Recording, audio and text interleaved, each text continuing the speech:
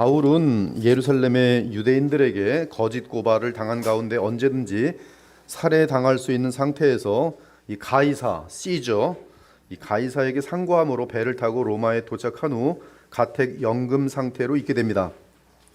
그때 골로새 교회 소식을 듣고 쓴 서신이 골로새서입니다. 그러므로 바울은 대략 주후 61년경에 이 서신을 썼을 것이에요. 이 골로새 교회는 바울이 직접 세운 교회는 아닙니다. 바울의 동역자 에바브라와 일반 성도 빌레몬이 바울을 통해 복음을 받고 세운 교회예요. 이 에바브라는 종종 로마에 있는 바울을 만나 골로새 교회 소식을 전해주었고 돌아올 때는 바울이 전하는 말씀을 가지고 와서 골로새 교회에 전했던 것입니다. 1장 7절 8절을 보니 이와 같이 우리와 함께 종된 사랑하는 에바브라에게 너희가 배웠나니 그는 너희를 위한 그리스도의 신실한 일꾼이요 성령 안에서 너희 사랑을 우리에게 알린 자니라. 바울은 골로새 성도들에 대해 들은 반가운 소식으로 인해 주께 기도드리며 감사합니다. 3절과 5절 우리가 너희를 위하여 기도할 때마다 하나님 곧 우리 주 예수 그리스도의 아버지께 감사하노라. 이는 그리스도 예수 안에 너희의 믿음과 모든 성도에 대한 사랑을 들었음이요 너희를 위하여 하늘에 쌓아둔 소망으로 말미암음이니 곧 너희가 전에 복음 진리의 말씀을 들은 것이라. 이 골로새 1장 3절에서 5절을 보면 바울은 찬양과 감사를 우리 주 예수 그리스도의 아버지께 드리고 있습니다. 그리고 골로새 교회 성도의 믿음은 그리스도 예수를 믿는 믿음이었어요.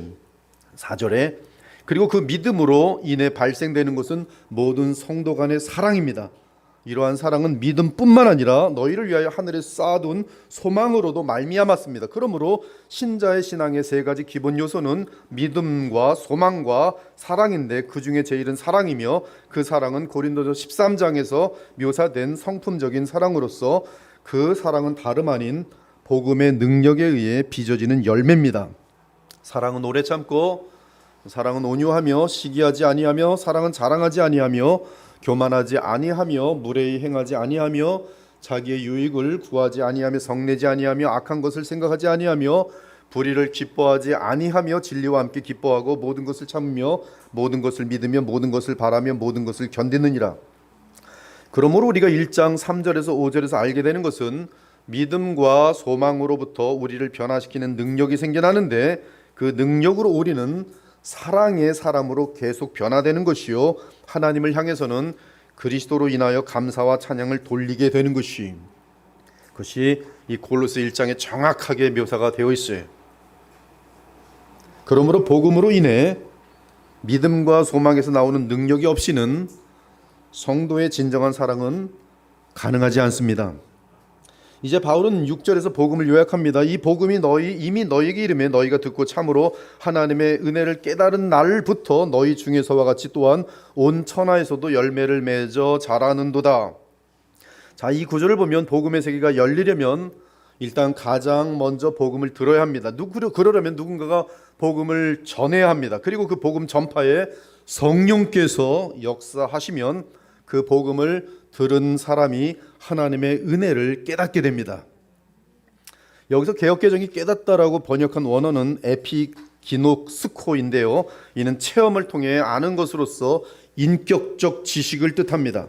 즉 예수님에 대한 지식이나 소식을 들을 때 그것을 믿음으로 받음으로 하나님과 인격적인 교제를 갖게 되는 것을 말합니다. 그러므로 깨닫는다는 것은 복음을 듣고 믿음으로 하나님으로부터 오는 은혜를 누렸다는 뜻이. 그렇게 되니 그날부터 열매를 맺어 자라나더라는 것입니다. 열매를 맺어 자라난다는 것은 두 가지 현상을 뜻합니다. 하나는 하나님으로부터 오는 은혜로 인해 성품이 깊어지며 그리스도를 닮아가는 것이고, 다른 하나는 복음의 향기가 그를 통해 퍼짐으로 하나님의 나라가 양적으로도 성장하며 사방으로 퍼져나가는 것을 의미합니다. 이런 현상이 나타나야 그들 가운데 복음이 제대로 전해졌다는 것이 입증되는 것이. 하지만 이런 현상, 열매가 나타나 자라나는 현상이 없다면 그 교회 공동체에는 복음이 없는 것이며 복음을 전하는 자도 없는 것이고, 또한 복음을 듣고 믿어 하나님의 은혜를 깨닫고 누리는 자도 없는 것이.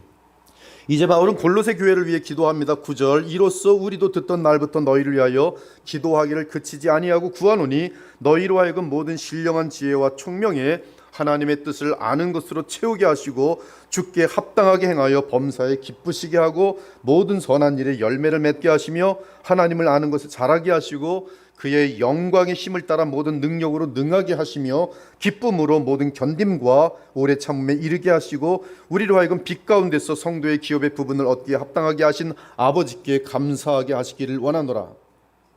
그리고 곧바로 바울은 예수 그리스도가 누구신지 그리고 그분이 하신 일이 무엇인지를 집중적으로 다룹니다. 그러면서 그리스도께서 그분의 삶을 통해 행하신 일로 인해 우리에게 어떤 변화가 발생하는지를 알려줍니다. 이를 신학적 용어로 말하면 히스토리아 살루티스가 오르도 살루티스에 나타내는 현상이라 하겠어요. 즉 그리스도께서 역사 가운데 이루신 객관적인 구속 사역이 택함을 받은 각 성도 개인에게 어떤 선한 영향을 나타내 주는가, 가져다 주는가 하는 것이 이 중간고리에는 성령의 역사가 있습니다. 이 먼저 13절을 보니 하나님께서는 그리스도께서 하신 일로 인해 우리를 흑암의 권세에서 건져내서 그의 사랑의 아들의 나라로 옮기셨다고 합니다. 그리고 그렇게 된 가장 근본적인 요인은 그 아들 안에서 우리가 속량 곧 죄사함을 받았기 때문이라고 알려줍니다. 여기서 속량 곧 죄사함이라는 것은 빚 때문에 법적 굴레를 쓴 사람을 위해 그 빚을 대신 치러줌으로 그를 자유하게 만들어준다는 뜻입니다. 그래서 그가 죄에서 종노릇하는 상태에서 벗어나는 것을 뜻합니다. 그러므로 흑암의 권세에서 옮겨져서 그리스도의 나라에 들어온 것이, 다르게 말하면 죄의 권세에서 벗어나 그리스도의 성령의 나라로 들어와 참된 자유를 얻게 되었다는 뜻입니다. 무엇으로부터의 자유입니까? 그렇습니다. 죄책과 죄의 권세로부터의 자유. 그렇게 된 근거가 무엇입니까? 바로 우리 주 예수 그리스도의 십자가의 속량과 부활 승천하셔서 만유의 주가 되시면서 성령을 보내주셨기 때문인 것이. 이제 바울은 예수 그리스도가 누구신지를 정확하게 계시하여 알려줍니다. 바울은 주 예수 그리스도의 정체를 다 드러냅니다.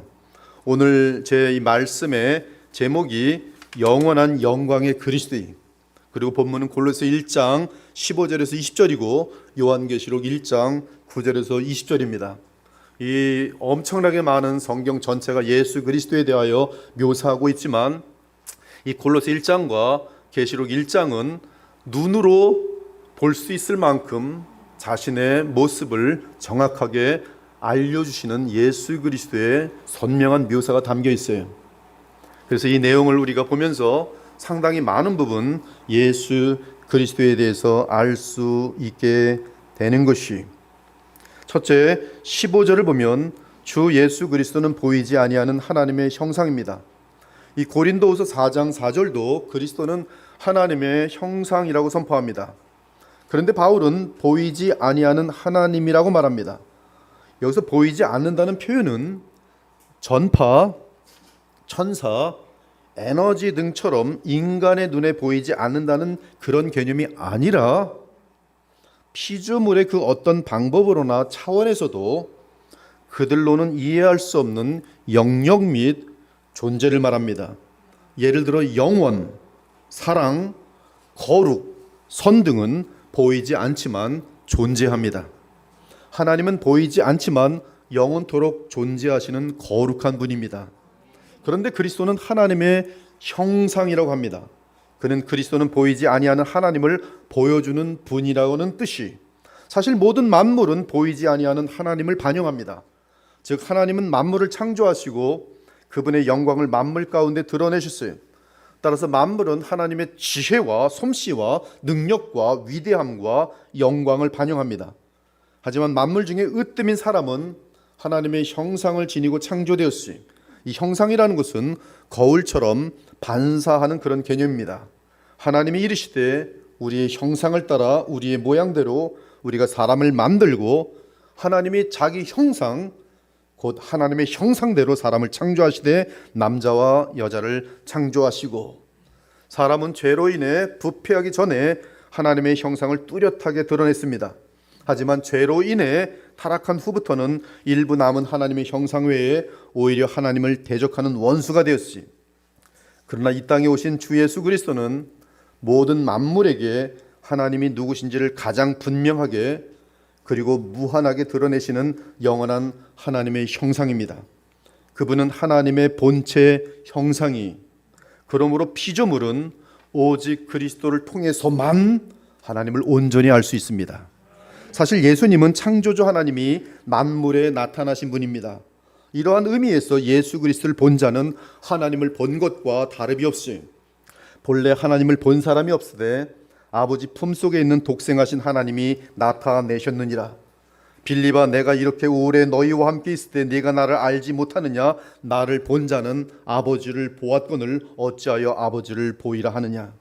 이는 그리스도는 보이지 아니하는 하나님의 가장 완전한 형상임을 분명히 말해주는 것이, 그러나 그것은 물질적이거나 신체적인 의미에서의 형상이 아니라 이미 언급한 것처럼 사랑, 거룩, 선, 영원 등 하나님의 본질에 대한 반사를 의미합니다.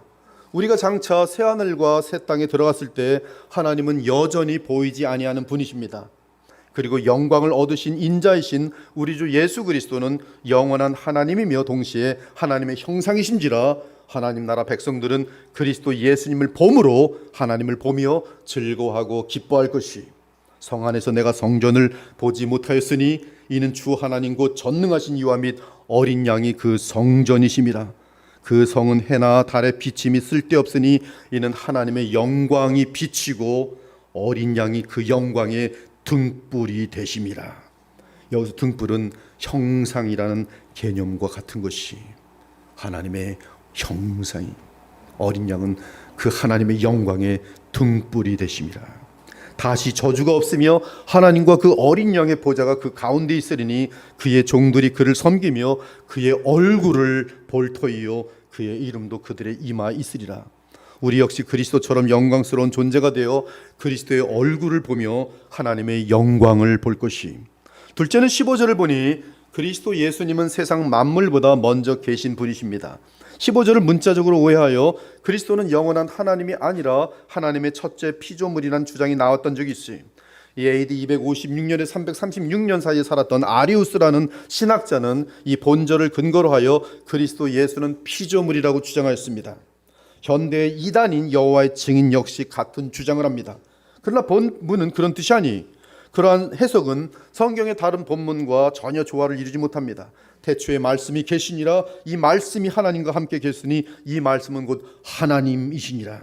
그가 태초에 하나님과 함께 계셨고 만물이 그로 말미암아 지은 바 되었으니, 모든 만물이 이 말씀으로 말미암아 지은 바 되었으니 하나도 그가 없이는 된 것이 없느니라. 말씀은 창조주 하나님을 분명히 말합니다. 진실로 진실로 너에게 이르노니 아브라함이 나기 전에 내가 있느니라. 이 모든 말 마지막에는 아들을 통하여 우리에게 말씀하셨으니 그는 하나님의 영광의 광채시요 그 본체의 형상이시라. 그의 능력의 말씀으로 만물을 붙드시며 어찌 피조물이 만물을 붙들 수 있겠어요?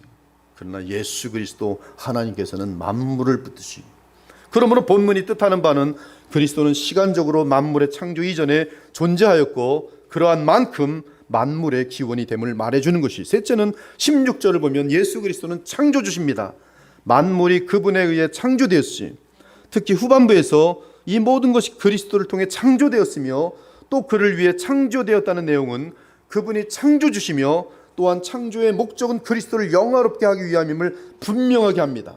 그러므로 그리스도는 창조의 원인이자 목적이, 모든 피조물은 그분에게서 나왔고 그분을 위하여 존재하며 그분을 향하고 있습니다. 그렇다면 무엇을 창조하셨습니까? 하늘과 땅에 있는 모든 것을 창조하셨지. 눈에 보이는 것과 보이지 않는 모든 것을 창조하셨어요. 모든 왕권들과 권세들과 통치자들과 주권자들을 창조하셨어요.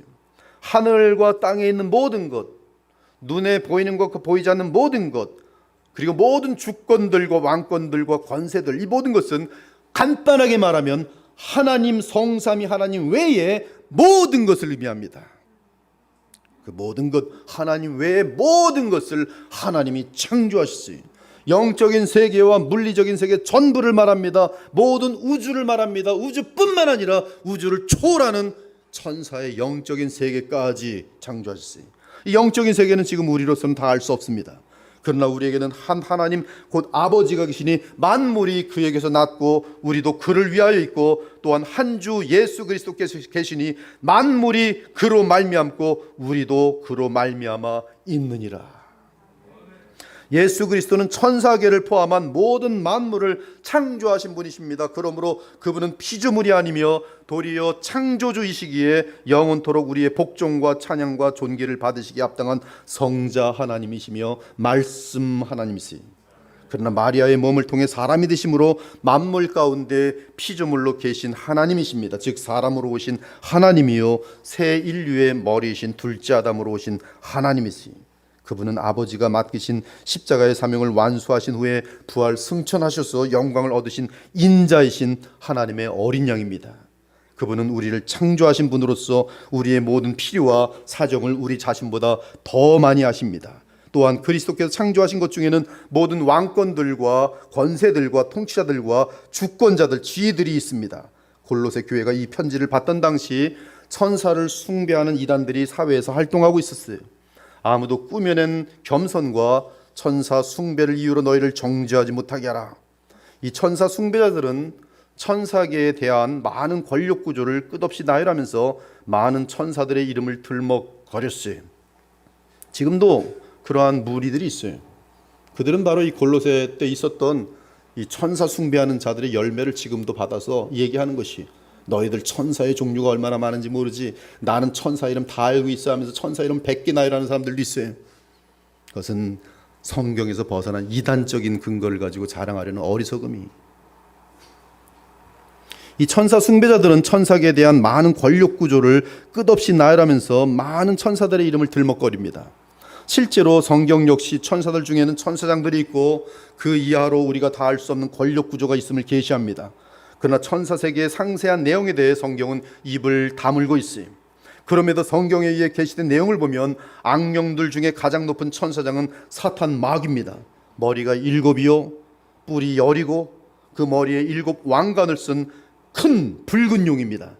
마귀 아래로 수천 수만 수억의 귀신들이 있는데 우리는 마귀의 세계가 권력 구조를 가지고 있음을 알지만 어떠한 구조로 되어 있는지 다 알 수 없습니다. 한편 이 세상 나라 역시 악한 조직이든 선한 정부 기관이든 권력 구조를 가지고 있어요. 아무튼 왕권들, 권세들, 통치자들, 주권자들은 각 계층의 권력 구조를 말합니다. 보이지 않는 영적인 세계에서의 권력 구조이든 또는 보이는 세상 나라의 권력 구조이든 온 우주에는 권력 구조가 있어요. 그러나 그 모든 권력 구조는 우리 주 예수 그리스도께서 지으신 것입니다. 그러므로 그리스도 예수님은 모든 권력의 지극히 높은 곳에 계시며 그분의 권력은 영원합니다.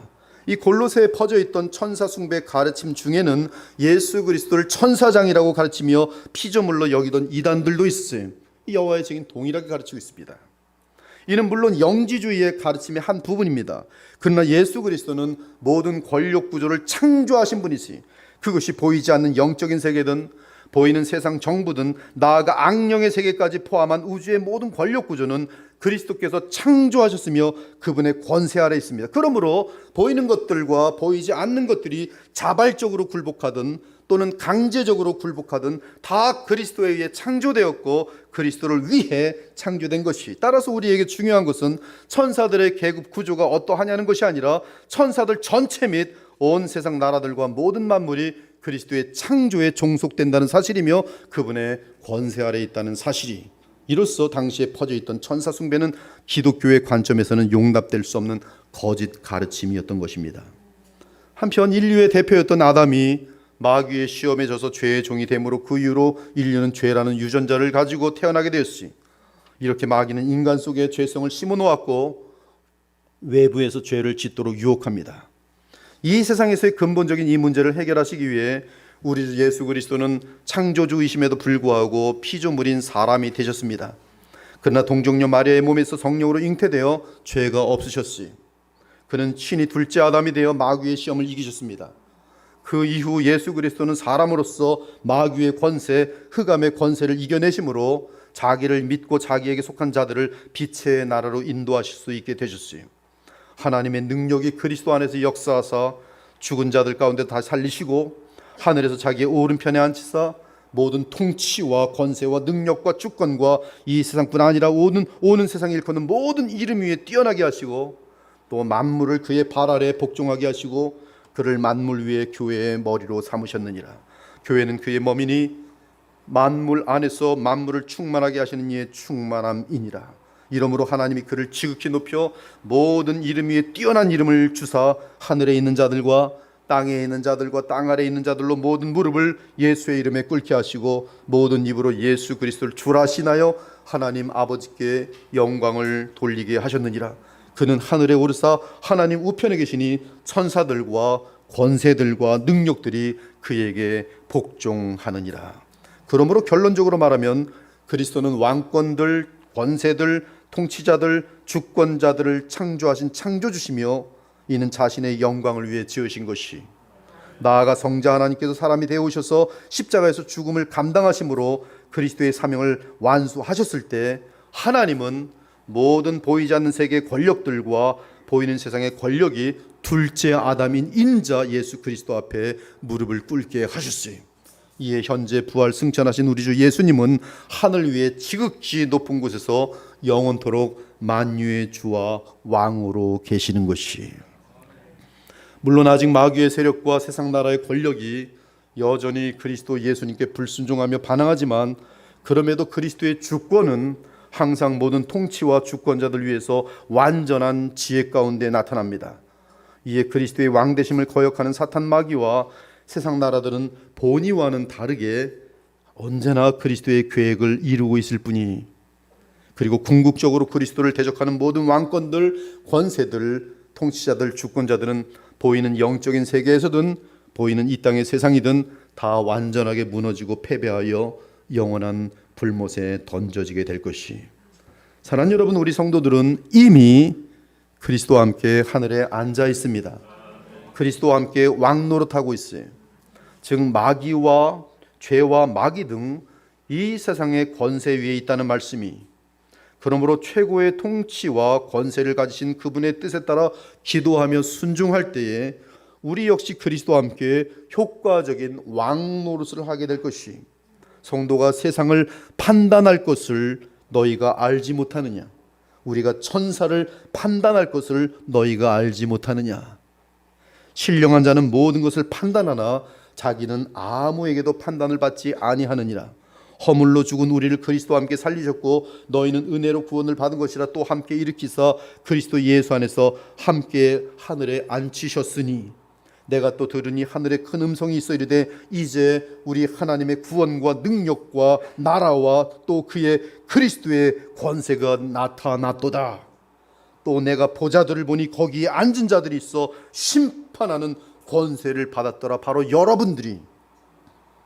넷째로 17절을 보니 주 예수 그리스도는 이 세상 모든 만물을 보존하고 유지하는 분이십니다. 그리스도는 만물을 창조하신 분이며 또한 모든 창조물을 유지하는 분이십니다. 그리스도는 온 우주의 혼돈 대신 완전한 조화를 가져오십니다. 모든 만물은 그리스도를 중심으로 하여 보존되고 있어요. 지금 여러분의 호흡까지, 머리털 하나까지 예수 그리스도에 의해 유지되고 있습니다. 다섯째로 18절을 보니 주 예수 그리스도는 자신의 몸인 교회의 머리십니다. 그리스도는 자신의 생명을 바쳐 구원하신 자기 백성의 머리십니다. 성도들은 그리스도를 머리로 하여 서로 몸을 구성합니다. 몸은 머리의 긴밀한 통치를 받으며 서로 유기체적인 관계와 통일성을 갖습니다. 마찬가지로 성도들은 오직 머리 되시는 그리스도를 통해 서로 사랑의 관계와 통일성을 갖게 됩니다. 그리스도의 보혈로 죄사함을 얻고 그리스도께서 보내신 성령으로 거듭난 성도들은 교회를 이루고 그 교회는 그리스도의 몸으로서 그리스도를 머리로 합니다.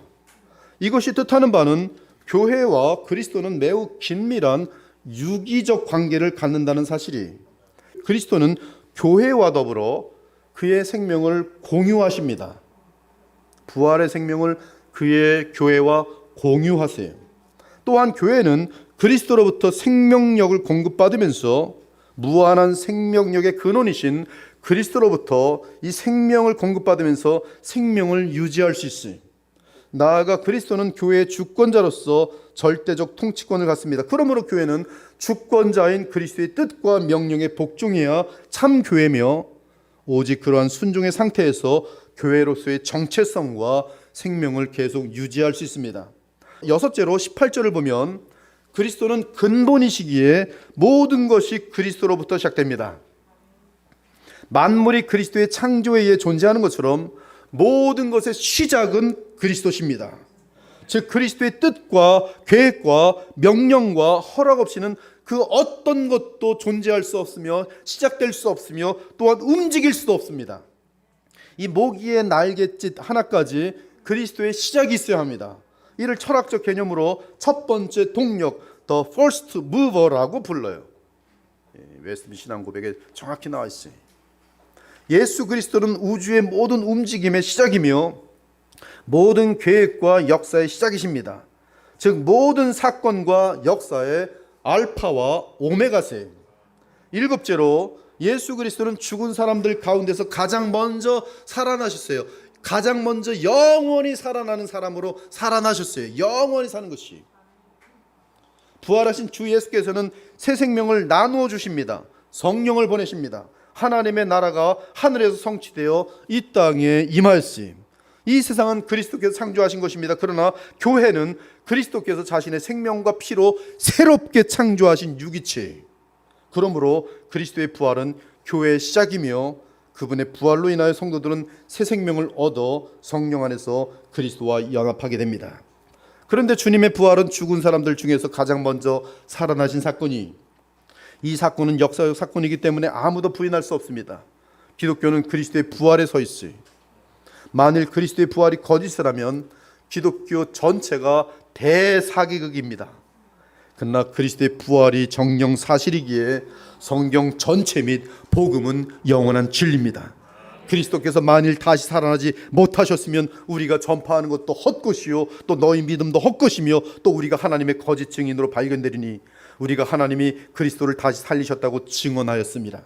만일 죽은 자가 다시 살아나는 일이 없으면 하나님이 그리스도를 다시 살리지 아니하셨으리라. 그리스도께서 다시 살아나신 일이 없으면 너희의 믿음도 헛되고 너희가 여전히 죄 가운데 있을 것이요 또한 그리스도 안에서 잠자는 자도 망하였으리니 만일 그리스도 안에서 우리가 바라는 것이 다만 이 세상의 삶뿐이면 모든 사람 가운데 우리가 더욱 불쌍한 자이리라. 그러나 이제 그리스도께서 죽은 자 가운데서 다시 살아나사 잠자는 자들의 첫 열매가 되셨도다. 교회는 부활하신 그리스도께서 보내신 생명을 받아 그리스도와 함께 연합되어 있기 때문에 이미 성도들은 영적으로는 죽은 자들 가운데서 살아난 자들이며 육체적으로는 그리스도의 재림 때에 새로운 몸을 입으며 부활하게 될 것이. 보라 내가 너에게 비밀을 말하노니 우리가 다 잠잘 것이 아니요 마지막 나팔에 순식간에 후련히 다 변화되리니 나팔 소리가 나며 죽은 자들이 썩지 아니할 것으로 다시 살아나고 우리도 변화되리라. 이 썩을 것이 반드시 썩지 아니할 것을 입겠고 이 죽을 것이 죽지 아니함을 입으리로다. 이 썩을 것이 썩지 아니함을 입고 이 죽을 것이 죽지 아니함을 입을 때는 사망을 삼키고 이기리라고 기록된 말씀이 이루어지리라. 여덟째는 그리스도는 모든 것의 으뜸이 되십니다. 히브리 사도가 말씀합니다. 하나님께서 어느 때 천사 중 누구에게 너는 내 아들이라 오늘 내가 너를 낳았다 하셨으며 또다시 나는 그에게 아버지가 되고 그는 내게 아들이 되리라고 하셨느냐. 또 그가 맏아들을 이끌어 세상에 다시 들어오게 하실 때 하나님의 모든 천사들은 그에게 경배할지어다 말씀하시며 성결의 영으로는 죽은 자들 가운데서 부활하사 능력으로 하나님의 아들로 선포되셨으니 곧 우리 주 예수 그리스도시니라. 그 후에는 마지막이니 그가 모든 통치와 모든 권세와 능력을 멸하시고 나라를 아버지 하나님께 바칠 때라. 그가 모든 원세를 그 발 아래에 둘 때까지 반드시 왕노릇 하시리니 예수께서 나와 말씀하여 이르시되 하늘과 땅의 모든 권세를 내게 주셨도다. 볼지어다 내가 세상 끝날까지 너희와 항상 함께 있으리라 하시니라. 그리스도는 모든 만물의 으뜸이십니다. 즉 가장 뛰어나며 탁월하시며 모든 권세와 능력을 지니신 가장 높은 분이세요. 아홉 번째로 그리스도 안에는 하나님의 모든 속성과 권능이 충만합니다. 이 골로새 2장 9절은 이 사실을 반복하고 있어요. 그리스도 안에는 신성의 모든 충만이 육체로 거하시고, 하나님이 본체로 그리스도 안에 육체로 거하십니다. 모든 신성이 육체로 오신 예수 그리스도 안에 충만하게 거하십니다. 즉 하나님은 그리스도 안에 충만하게 거하십니다. 10번째로 20절을 보니 모든 만물이 그리스도의 십자가의 보혈로 화평하여졌어요. 그리스도께서 이 세상의 죄악 및 죄로 인한 저주를 감당하기 위해 자신을 제물로 바쳐 보혈을 흘림으로써 세상을 향한 하나님의 용서와 화평이 이루어졌어요. 이 그리스도의 십자가의 보혈로 인한 화평의 효력은 단번에 once for all 사건입니다. 즉 단번에 이루어져서 단 한 번 이루어져서 영원한 효력을 나타내는 그것이 십자가 사건이. 이 자리에 혹시 구원받지 못한 사람이 앉아 있다면 여러분의 구원 문제는 오직 하나로만 해결될 수 있는데 바로 예수 그리스도의 속량이, 그분이 하나님의 아들 그리스도이심을 믿고 내 대신 십자가에 죽으심을 주의 은혜 가운데 알게 될 때, 그리고 감사하게 될 때, 그리고 남은 삶을 이제 그리스도와 함께 동행하며 살기도 다짐할 때 그는 하나님의 자녀로 드러나는 것이, 이 만물 곧 땅에 있는 것들이나 하늘에 있는 것들이 예수 그리스도의 희생으로 인한 무제한적인 화목의 효력으로 하나님과 무한하게 화평하여집니다. 하지만 끝까지 그리스도의 보혈을 통한 화평의 길을 거역하는 자들은 영원한 저주 가운데 떨어지게 될 것이, 아무튼 하나님께서는 이 땅에 있는 것이나 하늘에 있는 것이나 모든 만물이 오직 그리스도를 통하여 하나님께 나아올 수 있도록 정해놓으시고 기뻐하셨어요. 어저께 점심을 먹으러 어떤 식당에 갔습니다. 그런데 저만 있었고 주인이 앉아 있었어요. 근데 주인이 라디오를 틀었는데 하여튼 보니까 신앙적인 라디오를 틀어놨어요. 내용들이 얼마나 좋은지 모릅니다. 영원한 세상을 바라보면서 지금 열심히. 근데 단 한 번도 그리스도가 나오지 않아요. 단 한 번도. 한 15분 20분 정도 앉아서 밥을 먹으면서 혼자 있었습니다. 밥을 먹는데 그리스도 보혈, 그리스도의 대제사장되심에 대해서 단 한 번도 없어요. 단지 하나님이라는 어떤 대상 속에서 우리는 그분을 바라보면 살아갑니다. 이것은 지금 복음이 빠져있는 대단히 잘못된 그러한 가르침들이, 오직 그리스도 안에서만 하나님과의 화평이 있어요. 하나님이시면서도 사람이 되어 오셨고, 사람이 되어 오실 뿐만 아니라 우리의 죄값을 친히 덮으시고 감당하시기 위해서 그의 보혈을 흘리신 그 아들과 아버지의 사랑이 그 안에서 나타나는 그것만이 하나님과의 화목의 길인데, 그것이 빠져버리면 아무리 아름다운 얘기를 하고 천국을 바라보며 삽시다, 하늘을 바라보며 삽시다, 결단합시다, 아무것도 없는 것이, 이 땅에 있는 것이나 하늘에 있는 것이나 모든 만물이 오직 그리스도를 통하여 하나님께 나아올 수 있도록 정해놓으시고 기뻐하셨도다. 20절이. 사랑하는 여러분, 하나님은 이 세상을 사랑하시지만 그분과 화평하는 길은 오직 십자가의 길밖에 없어요. 그리스도의 십자가를 통해서만 하나님께 나아갈 수 있어요. 따라서 십자가 없는 종교나 믿음은 거짓입니다. 어제 제가 20분 동안 밥 먹으면서 들은 설교, 거짓이. 이는 십자가를 지셨던 부활의 예수님을 대제사장으로 모시지 않고는 결코 하나님을 만날 수 없으며 따라서 영생을 얻을 수 없다는 말씀이, 하나님이 세상을 이처럼 사랑하사 독생자를 주셨으니 이는 그를 믿는 자마다 멸망하지 않고 영생을 얻게 하려 하심이라. 하나님이 그 아들을 세상에 보내신 것은 세상을 심판하려 하심이 아니요 그로 말미암아 세상이 구원을 받게 하려 하심이라. 예수께서 이르시되 내가 곧 길이요 진리요 생명이니 나로 말미암지 않고는 아버지께로 올 자가 없느니라. 다른 이로서는 구원을 받을 수 없나니 천하 사람 중에 구원을 받을 만한 다른 이름을 우리에게 주신 일이 없음이라. 오직 주 예수 그리스도밖에 없는 것이. 구원받지 못한 인간들의 상태는 하나님과 단절되어 있는 상태입니다. 마음으로는 하나님과 원수 상태입니다. 또한 죄와 마귀의 종으로서 항상 악한 행실에 처해 있어요. 그러나 지금 하나님과 화목할 수 있습니다. 무엇을 통해 어떻게 화목할 수 있습니까? 그리스도의 십자가의 속량과 그것을 믿음과 또한 죽은 자들 가운데서 일으킴을 받아 영원히 살아계신 우리의 중보자, 대제사장, 우리의 왕 대신 예수 그리스도를 믿고 의지함으로 가능한 것이. 그렇다면 그리스도가 나를 위해 죽으신 궁극적인 목표는 무엇입니까? 그것은 우리가 1절부터 14절을 읽고 믿고 깨달음으로 먼저 확인한 것처럼 이 하나님 앞에서 우리를 거룩하고 흠없고 책망할 것이 없는 자로 세우고자 함이, 그것이 구원의 목적입니다. 이에 22절은 주께서 우리를 그분의 보혈과 은혜로 하나님 앞에 거룩하고 흠없고 책망할 것이 없는 상태로 세우고자 하셨다고 선언합니다. 이를 위해 우리는 주께서 주신 생명이 우리의 삶에서 나타날 수 있도록 믿음을 발휘해야 돼요. 우리 안에 있는 이 생명은, 거듭난 생명은 믿음을 통해 발휘됩니다. 믿음을 통해 나타내요. 우리가 그리스도를 의지할 때에 우리 안에 있는 생명은, 그리스도의 생명은 우리의 삶으로 나타날 수 있어요. 이를 위해서 우리는 자기를 부인해야 합니다. 믿어야 돼요. 회개해야 돼요.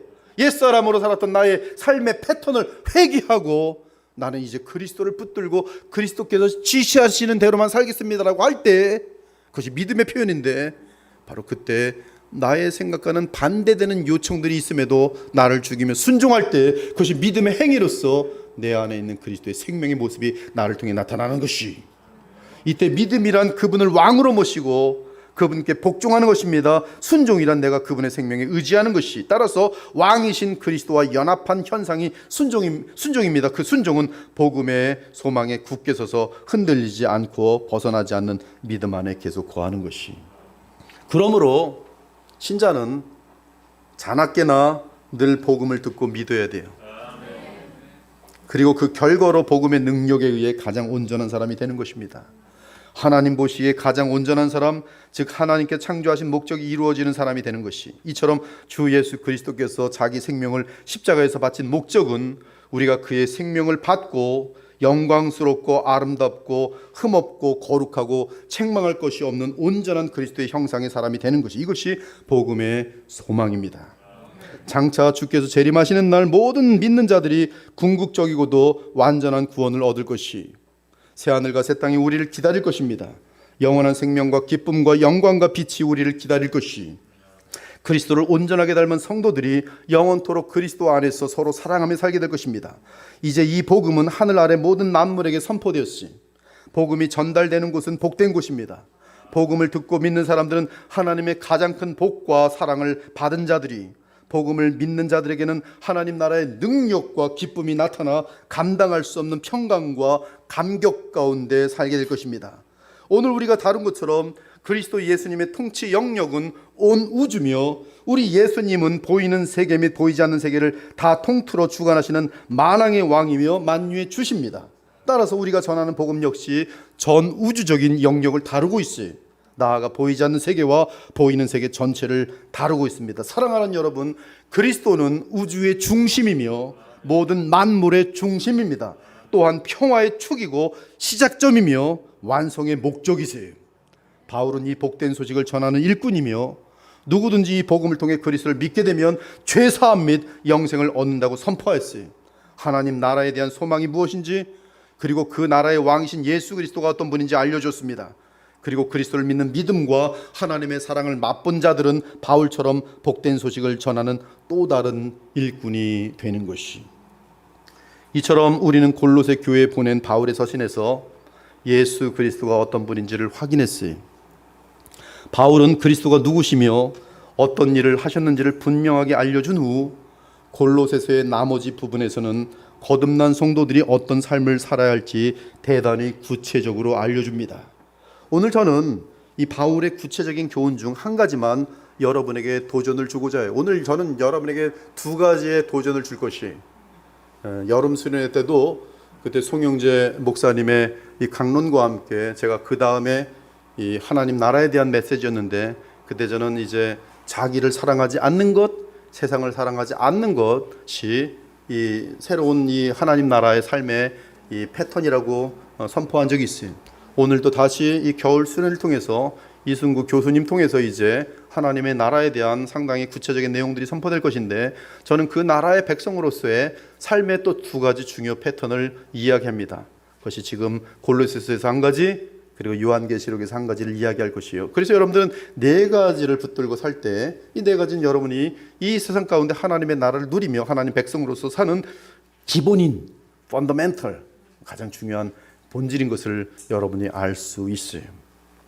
오늘 저는 이 바울의 이 골로새서 보면 엄청나게 많은 교훈이 있습니다. 뭐 부부관계, 자녀와의 관계, 또 직장에서의 관계, 또 뭐 너무나 많은 내용들이 있지만 저는 한 가지만 여러분에게 도전을 주고자 합니다. 다 같이 골로새 1장 13절 14절을 여러분이 한번 크게 읽어보도록 하죠. 시작.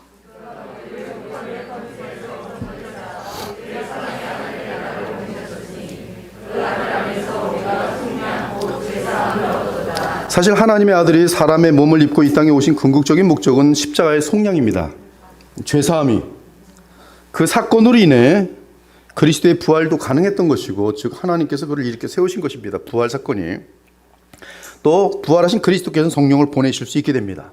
이 모든 일은 지금 그 바탕 파운데이션에 무엇이냐면 십자가의 죽으심, 즉 속량에 있어요.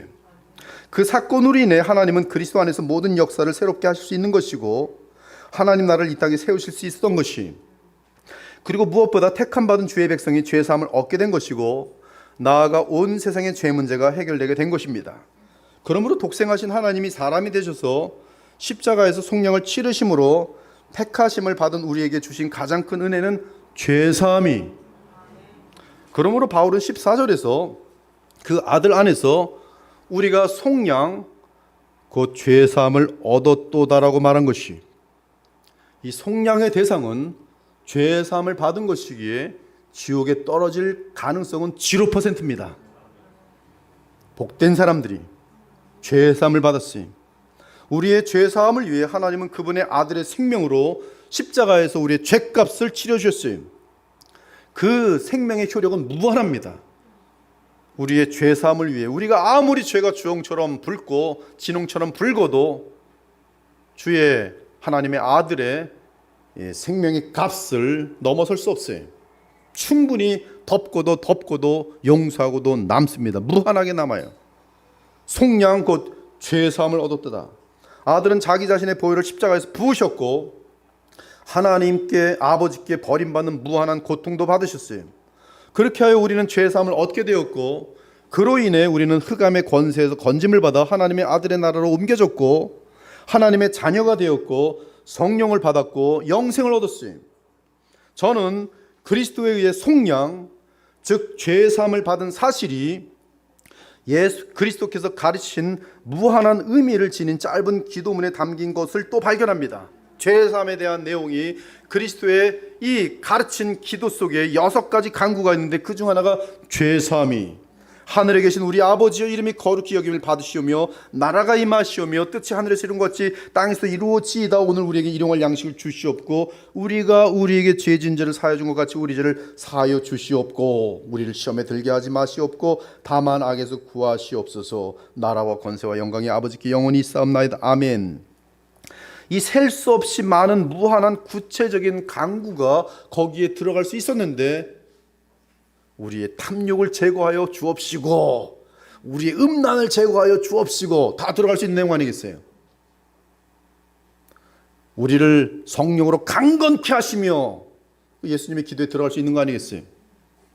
근데 유독 우리가 우리에게 죄 지은 자를 사하여 준 것 같이 우리 죄를 사하여 주시옵고라는 기도가 주님이 가르친 기도에 들어있는 것은 대단히 중요합니다. 대단히 중요해요. 즉 교회는 언제나 주님이 가르친 이 기도를 드리게 되는데, 그 안에 죄사함이 담겨 있다는 사실이. 근데 죄사함의 그 은혜를 말하지 않고 성도가 죄를 사할 것에 대하여 기도로 담겨 있어요. 사실 예수님은 이 기도를 가르친 직후에 계속 죄사함에 대한 교훈을 하십니다. 이 교훈은 무서운 교훈이, 제가 그대로 들려드립니다. 너희가 사람의 잘못을 용서하면 너희 하늘 아버지께서 너희 잘못을 용서하시려니와 너희가 사람의 잘못을 용서하지 아니하면 너희 아버지께서도 너희 잘못을 용서하지 아니하시리라. 말씀 그대로 받으셔야 돼요. 신학자들이 영리한 사람들의 문제가 뭐면 삶으로 쫓아가지 않을 때는, 자기 몸이 쫓아가지 않으면 이걸 신학적으로 항상 꼬아요. 궤변을 만들어 놓습니다. 이것은 우리가 사람의 잘못을 용서하지 아니하면 죄사함의 효력이 나타나지 않는다는 뜻이고, 이를 다르게 말하면 구원받은 자가 아니라는 뜻이. 이 사실을 더욱 분명하게 하기 위해 예수님은 베드로의 질문을 계기로 매우 쉬운 비유를 말씀하셨어요. 베드로가 어느 날 예수님께 나와 물었습니다. 주여, 형제가 내게 죄를 범하면 몇 번이나 용서해 주리까? 7번까지 하오리까? 예수께서 대답하셨습니다. 7번뿐 아니라 7번을 70번까지라도 할지니라. 그리고 곧바로 비유를 말씀하십니다. 천국은 그 종들과 결산하려 하던 어떤 임금과 같으니, 천국에 대한 내용이 결산할 때 10,000달란트 빚진 자 하나를 데려오매 갚을 것이 없는지라 주인이 명하여 그 몸과 아내와 자식들과 모든 소유를 다 팔아 갚게 하라 하니, 그 종이 엎드려 절하며 이르되 내게 참으소서 다 갚으리이다 하거늘 그 종의 주인이 불쌍히 여겨 놓아 보내며 그 빚을 탕감하여 주었더니, 그 종이 나가서 자기에게 100데나리온 빚진 동료 한 사람을 만나 붙들어 목을 잡고라는 원어를 보니까 목을 조르고 이르되 빚을 갚으라 하매, 그 동료가 엎드려 간구하여 이르되 나에게 참아주소서 갚으리다 하되 허락하지 아니하고, 이에 가서 그가 빚을 갚도록 옥에 가두거늘 그 동료들이 그것을 보고 몹시 딱하게 여겨 주인에게 가서 그 일을 다 알리니, 이에 주인이 그를 불러다가 말하되 악한 종아, 내가 빌기에 내가 네 빚을 전부 탕감하여 주었거늘 내가 너를 불쌍히 여긴 것 같이 너도 네 동료를 불쌍히 여김이 마땅하지 아니하냐 하고, 주인이 진노하여 그 빚을 다 갚도록 그를 옥졸들에게 넘기니라. 너희가 각각 마음으로부터 형제를 용서하지 아니하면 나의 하늘 아버지께서도 너희에게 이와 같이 하시리라. 즉 나의 하늘 아버지도 너희를 용서하지 않으시리라. 얼마나 무서운 말씀인지 아세요? 예수님의 이 교훈은 천국 백성의 삶에 대한 것이고, 천국 백성의 특징에 대한 것이, 그것은 천국 백성은 10,000달란트를 탕감받은 자기에 100데나리온 빚진 동료를 용서해야 한다는 것이, 만일 100데나리온 빚진 동료를 용서하지 못한다면 그는 10,000달란트 탕감을 받은 천국 시민으로서의 자격이 되지 않는다는 뜻이. 사실 예수님의 이 비유는 매우 엄중하고 무겁습니다. 신자가 받은 속량은 하나님의 아들의 핏값으로 주어진 것으로서, 만일 그 속량을 참으로 감사하는 참 신자라면 그 신자의 특징은 비유 속의 임금처럼 용서하는 것이, 만일 이런 용서가 나타나지 않으면 그 신자는 하나님으로부터 죄사함을 받은 증거가 나타나지 않으므로 어두운 감옥에 갇힐 것이라고 말합니다. 즉 용서하지 않는 삶은 천국과 무관한 삶이 될 것이며, 지금 허다하게 많은 소위 교회를 다니는 신자들의 삶이 그토록 험난하고 무서운 이유는, 천국을 누리지 못하는 이유는 정확하게 이 부분 때문에 그래요.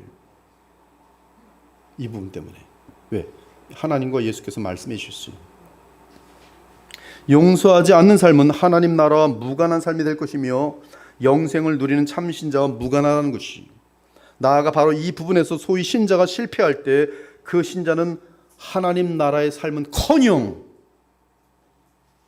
옥에 갇히는, 그리고 옥졸들에게 넘겨진 불행하고 비참한 삶을 계속 살아갈 수밖에 없다라고 예수께서는 마태복음 6장에서도 또 마태복음 18장에서도 동일하게 계속 알려주고 있어요. 그런데 우리는 이 예수님의 이 비유를 들으면서 내게는 해당하지 않는다고 착각하기 쉽습니다. 그 비유는 100데나리온을, 너무나 쉬운 내용인데 100데나리온을 잘못 알고 있기 때문에 그래요. 우리 대다수는 100데나리온 할 때 10만 원 정도 되나? 아마 그러고서 넘어갑니다. 성경 읽을 때 10만 원 정도 빚었는데 가서 10만 원인데 악착같이 나 10만 원 정도는 금방 용서해 주지, 아직 넘어갈 수 있는데 착각하는 거예요. 그래서 난 용서 잘하는 사람이지, 난 여기 해당되지 않는 거죠. 예, 뭐 그러면서 100데나리온 정도는 내가 용서하고 내 자신을 생각하면서 용서에 문제가 없다고 착각하는 것이, 지금 하나님의 속량을 누리지 못하는 그 악한 종이 넘지 못한 시험은 100데나리온 시험입니다. 100데나리온 시험. 이 이야기는 적어도 여러분들이 참 신자라면 100데나리온 시험은 쉽게 넘을 수 있는 사람이어야 된다는 거예요. 참 신자라면. 10,000달란트 탕감받은 자로서 정말 하나님의 나라를 누리는 하나님의 백성이라면, 천국 백성이라면 100데나리온 시험은 이미 초월한 지 오래됐어요. 절대로 가서 100데나리온 아직 안 갚았네, 괜찮아, 나 지금 10,000달란트 방금 사함 받았는데 나중에 시간 될 때 갚아, 괜찮아 이런 거지. 내가 가서 목 조르고 그러지 않는다는 거예요.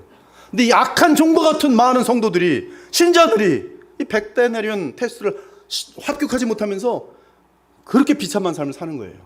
가정도 그렇고, 부부관계도 그렇고, 자녀들과의 관계도 그렇고, 교회에서도 그러고, 교회가 다 A파, B파 나눠서 죽이고 그냥 막 깨뜨리고 죄를 용서하지 않아서 지금 하나님의 속량을 누리지 못하는 그 악한 종의 시험은 100데나리온 시험이, 이것은 기본입니다.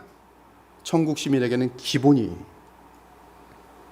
악한 종이나 합격하지 못하는 시험이지 정상적인 천국 백성이라면 충분히 합격하는 시험이. 그 이유는 만일 이 시험을 못 건넌다면 우리 주님의 말씀에 의하면 구원받은 마저도 퀘스천마크가 되는 존재가 돼요. 죄사함을 받았는지 확인할 수 없다고 하셨어요. 먼저 이 한 달란트는 노동자의 20년치 임금입니다. 한 달란트. 근데 만 달란트라고 하셨으니 그 종은 20만 년치 임금을 빚진 상태, 20만 년치. 이 노동자의 1년 연봉을 5천만 원이라고 하면 대충 그럴 거예요. 우리 나라에서 이 5천만 원이라고 하면 만 달란트는 10조입니다. 10조. 즉 일반 노동자로서는 수백 번 인생을 태어나서 돈을 벌고 죽어도 갚지 못할 빚이에요. 그런데 그 빚을 임금이 탕감해 줬어요. 그것이 십자가의 속량을 나타내는 그런 무한한 탕감의 그런 메시지죠. 그런데 이렇게 탕감받은 종이 동료 친구가 100데나리온 빚진 것을 갚지 못하자 그의 목을 조르며 빚을 갚으라고 말합니다.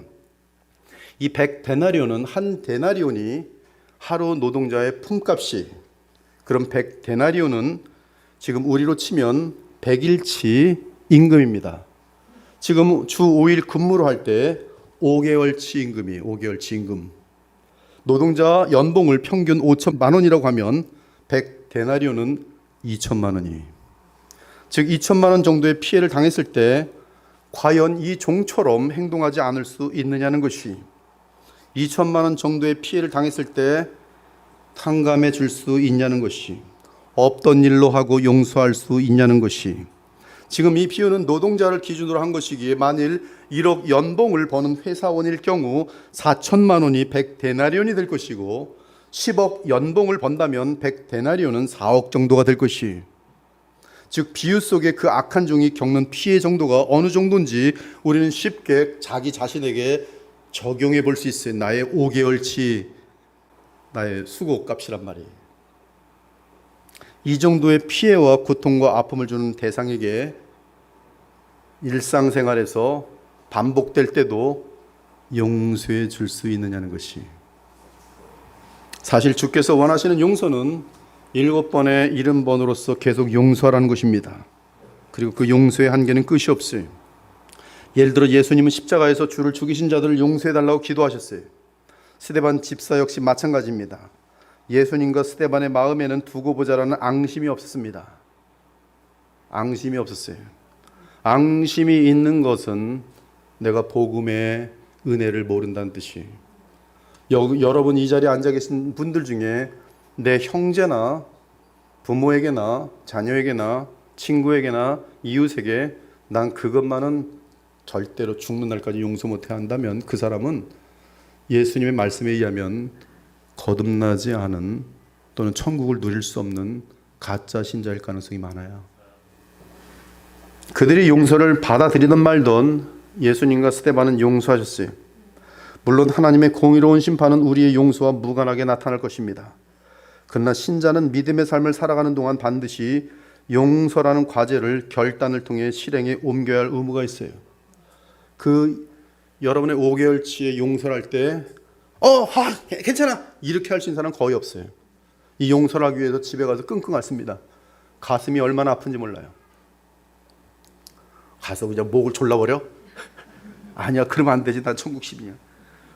안 돼. 그래도 그렇지. 이게 그냥 어디 건방지. 가서 그냥 옥에다 집어넣어버려? 아니야, 그러면 안 돼. 저 사람이 이게 내가 이렇게 고통당하는 거 알지 못하고 있네. 다 편지를 써서 너랑 영원히 만나지 않고 넌 다 쫓겨나가라. 너랑 나랑은 영원히 끝이다. 편지 쓸까? 아니지. 그러면 안 되지. 끝나는 건데. 그러면서 그리스도를 바라볼 때 거기서 10,000달란트를 사해 주신 주의 은혜를 볼 때 이러면 안 되지. 내가 어떻게 해서 지옥불에 합당한 존재가 천국 들어갔는데, 그래 아직도 이기적이고 못나서 저러겠지. 용서해 줄게. 없는 걸로 할게. 내가 마음속에 용서하는 거예요. 그럼 내 마음속에 평강이 와요. 천국이 임해요. 그리고 하나님은 다른 방법으로 갚아주세요. 하나님 보십니다. 그리고 이때 내가 손해본 것 곱하기 10,000배로 갚아주세요. 그것이 천국의 비밀이에요. 이 용서라는 결단할 때 자기를 부인해야 되고 그리스도를 믿어야 돼요. 근데 그것이 어마어마한 천국의 확장의 능력이에요. 천국 백성의 사랑이라는 부분에서 처음 시작돼야 되는 부분이, 왜? 속량 곧 죄 사함을 받은 것이 구원의 시작이기 때문에 그래요. 구원의 바탕이기 때문에. 죄 사함을 받았다면 우리의 첫 번째 의무는 동일하게 죄 사함이어야 돼요. 그러므로 바울은 골로새서의 실제적인 교훈에서 이 부분을 언급합니다. 골로새 3장 12절, 그러므로 너희는 하나님이 택하사 거룩하고 사랑받는 자처럼 누가 누구에게 불만이 있거든 서로 용납하여 피차 용서하되 주께서 너희를 용서하신 것 같이 너희도 용서하고, 주께서 나를 용서하심 같이 너희도 그를 용서하고. 제가 지난 10년 동안 그리스도의 보혈교회에서 목회하면서 만약 이 용서 부분에서 실패했다면 지금 여기는 5명도 남아있지 않을 거예요. 제 아내, 그리고 나랑 어떻게 떠날 수 없는 사람들만 몇 앉아있을 거예요. 그러나 용서할 때 하나님이 떠나보내시는 사람이야 떠날 수 밖에 없지만 저라는 사람에게 상처를 받아서 떠날 일은 없는 거예요. 그것이 용서의 힘이에요. 주께서 너희를 용서하신 것 같이 너희도 그리하고. 주께서 여러분들에게 얼만큼 용서했어요? 10,000달란트. 그것이 바로 사랑이라. 온전하게 매는 띠니라. 사랑하는 여러분, 예수님은 우리의 죄를 사하시러 하늘을 보좌 버리시고 사람이 되셔서 십자가에서 속량하셨습니다. 그렇다면 그분의 보혈로 죄 사함 받은 우리가 가장 마음에 두어야 할 첫째 의무는 내 자아를 철저하게 십자가에 못 박고 내게 해를 끼치고 나의 명예를 더럽히고 나의 삶을 망쳐놓은 자들에 대해 우리 역시 용서해야 하는 것이 쉽지 않을 것 같지요? 주님 붙들어 보십시오. 쉽습니다. 교계를 더럽히는 이 시대에 망령된 자들이 누군지 아십니까? 용서 못하는 자들이, 다 망쳐놓는 자들이. 그러나 용서할 때 거기에 사랑이 시작돼요. 이 부분에 실패할 경우 우리는 주의 말씀의 엄중함을 기억해야 할 것입니다. 즉 지옥에 떨어질 가짜 신자일 수 있으며 행여 신자라 하더라도 천국의 풍성함을 누리지 못하는 비참한 삶이 될 것이. 이 자리에 계신 모든 분들이 오늘 그리스도가 누구신지 아셨고, 또한 그분이 행하신 가장 중요한 일이 십자가의 속량 곧 죄사함이라는 사실을 확인한 상태에서 하나님으로부터 무한한 죄사함을 받은 주의 자녀로서 나 역시 다른 사람들의 죄를 항상 용서하려는 마음, 그리고 예수님의 용서를 기억하면서 살아갈 때 그것은 점점 습관이 되고 쉬워지면서 여러분의 가정과 삶에 천국이 임하는 것을 보게 될 거예요. 계속 계시록으로 넘어가도록 하겠습니다. 계시록 1장 9절에서 20절을 보도록 하죠. 계시록은 주후 95년경에 사도 요한이 반모섬에서 하나님의 계시를 받아 기록한 것입니다. 이 그리스도 예수께서 동정녀 마리아로부터 성육식하신 사건을 보통 주전 4년으로 보는데요. 그리고 주 30년에 그리스도 예수께서 십자가에 죽으시고 부활 승천하신 후 성령을 보내셨습니다. 이 같은 해에 다 발생한 사건이. 그러므로 주 30년부터 성령 강림과 함께 하나님의 나라가 공식적으로 이 땅에 시작된 것입니다. 그렇다면 요한이 계시록을 기록한 때는 이 95년경이기 때문에 그리스도께서 하나님 보좌 우편에 앉으시고 성령을 보내신 지 벌써 65년이 지난 때입니다. 이 로마 제국에 거주하던 그리스도인들은 예수 그리스도와 가이사, 즉 시저, 이 황제 중에 주를 택해야 하는 기로에 놓이게 되었어요. 특히 7 교회가 위치하고 있던 소아시아 지방은 황제 숭배의 중심지였기 때문에 황제 숭배를 거부하는 그리스도인들은 혹독한 박해를 받을 수밖에 없었습니다. 그러므로 기독교 신자들은 로마 황제를 피하여 카타콤에 들어가게 되었어요. 사도 요한은 로마 황제 도미티아누스가 집권할 때 에베소에서 복음을 전하는 것 때문에 죄수로 잡혀 반모섬으로 유배를 가게 됩니다. 그는 황제 숭배를 거절할 뿐만 아니라 복음을 전함으로 반모로 유배된 것이. 그러므로 계시록이 기록될 당시에 그리스도인들은 극심한 박해를 받고 있었습니다. 예수 그리스도를 믿는 믿음 때문에 옥에가 치고 목베임을 당하였어요. 공식적으로 물건을 매매할 수 없었고 캄캄한 토굴 속에 갇혀 굶주림에 처하곤 하였습니다. 이 동일한 내용이 이 계시록 13장 같은 데도 보면 반복돼서 나타나는데, 이것은 이제 주님의 재림 직전에 있을 그런 사회 현상인데, 신기하게도 이 로마 시대에 이 그림하고 상당히 맞물려 있습니다. 로마 때 이 박해를 받던 사람들을 이 공식적으로 매매할 수 없었고 캄캄한 토굴 속에 갇혀 굶주림에 처하곤 하였어요. 한편 교회 내부에도 적이 있었는데 앞으로 교회 내부에는 더 많은 적이 있을 것입니다. 그 적은 거짓 복음을 전하는 자들이었어요. 그들은 세상 및 이교도와 타협하는 세속주의 및 혼합주의 신자들이었습니다. 그들은 복음의 진리 없이 시대의 조류에 따라 대충 살아가는 자들이었어요. 그들은 황제 숭배를 환영하였고 도리어 황제 숭배를 거부하여 순교하는 그리스도인들을 무모하고 어리석은 자들이라고 그랬어요.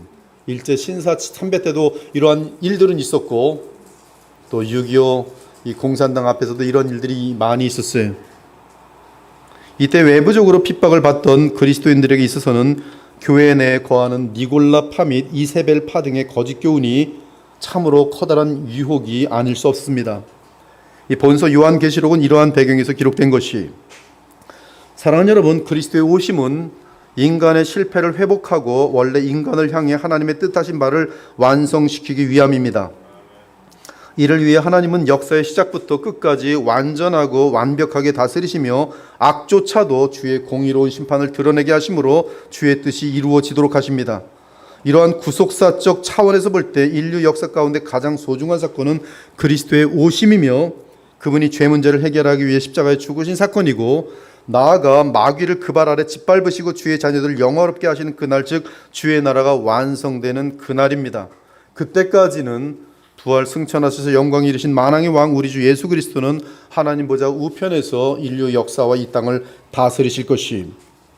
오늘 우리는 요한계시록 1장에서 현재 상태의 우리 주 예수 그리스도를 볼 수 있습니다. 지금 현재 상태의 예수 그리스도의 모습이 재림하시기 전까지의 예수 그리스도의 모습입니다. 주 예수께서는 고난당하는 주의 교회들과 백성들을 위해 자신의 모습을 사도 요한에게 보여주셨어요. 오늘 자신의 모습을 보여주신 예수 그리스도는 말씀하시는 하나님이요 완성된 사람으로서 주의 백성의 그리스도십니다. 즉 그분은 하늘에 계신 우리의 왕, 제사장, 그리고 선지자세요. 물론 지금도 택한 백성을 구원하시고 주의 백성으로 하여금 마귀와 죄와 세상을 이길 수 있도록 성령을 보내시며 신령한 은혜를 주시고, 또한 성도의 머리털 하나까지라도 세심받되어 모든 상황을 완전하게 섭리하십니다. 그러므로 그리스도 안에 있는 신자들은 아무런 염려를 할 필요가 없어요. 그 이유는 우리에게는 결국 영원한 승리와 영광이 보장되어 있기 때문입니다.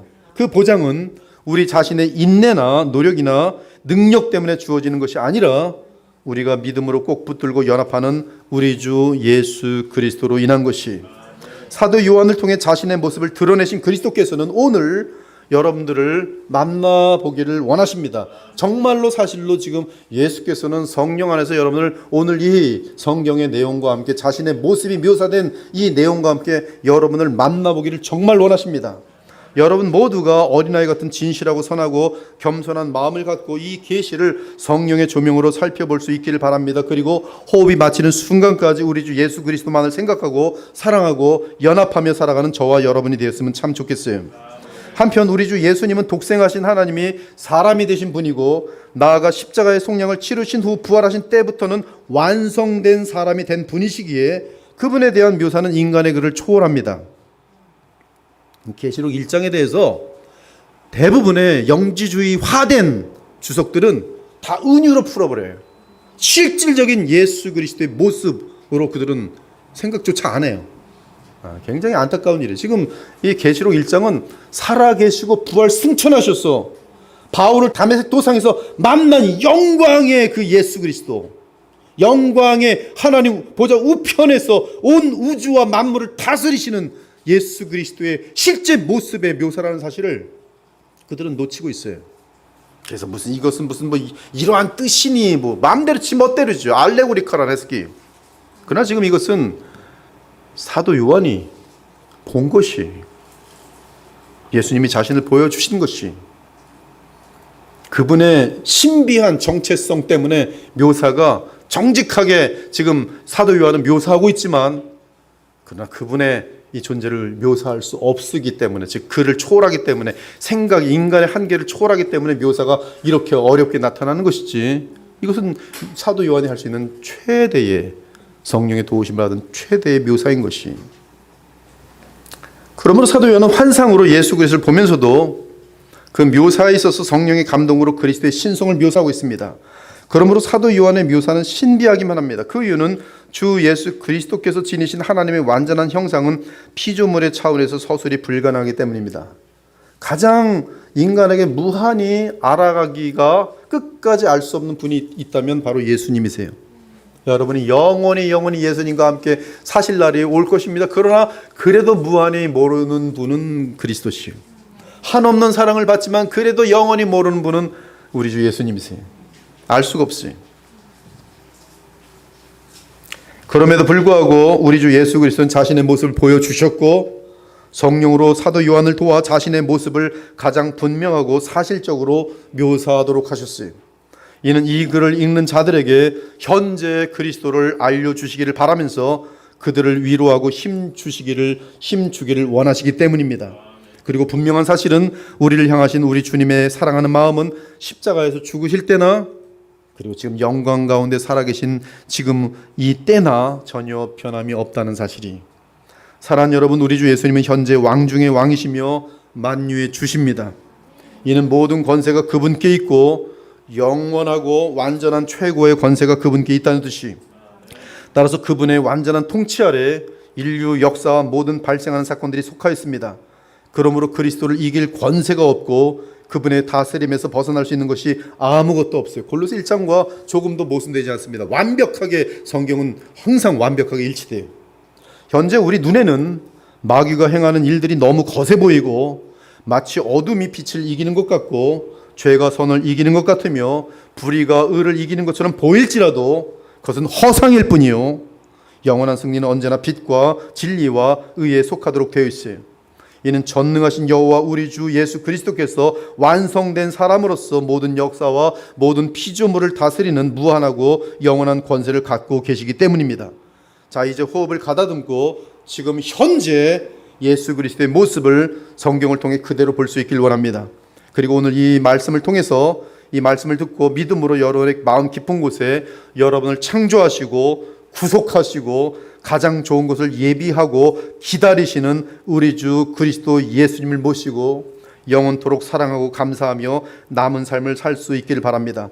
그러면 보혜사이신 그분은 여러분의 마음에 또 다른 보혜사 성령을 풍성히 보내셔서 그분 안에서 여러분과 함께 먹고 마시며 활동하실 것이 누가? 예수께서. 9절을 보니 요한은 예수의 환난에 동참하여 고난을 당하며 인내하고 있습니다. 그는 반모섬의 깊은 감옥에서 육신적으로 고통을 당하고 있어요. 그는 그 당시 고통받는 주의 교회의 대표입니다. 나 요한은 너의 형제요 예수의 환난과 나라와 참음에 동참하는 자라. 하나님의 말씀과 예수를 증언하였으므로 말미암아 반모라 하는 섬에 있었더니. 9절. 요한은 하나님의 말씀과 예수를 증언하였다는 죄목으로 반모에 갇혔습니다. 참으로 그 시대는 노골적으로 복음을 대적하던 지독하게 어두운 시대였어요. 요한뿐만 아니라 얼마나 많은 선량한 그리스도인들이 그 당시 어둠의 세력에게 잡혀가서 고통을 당하였겠습니까? 그런데 바로 그때 예수 그리스도께서 나타나셔서 사도 요한에게 계시를 주시고 확신을 주시고 위로해 주십니다. 다메섹 도상에서 바울을 만나신 것처럼 사도 요한에게 나타나신 것이, 그날은 주의 날, 즉 주일이었어요.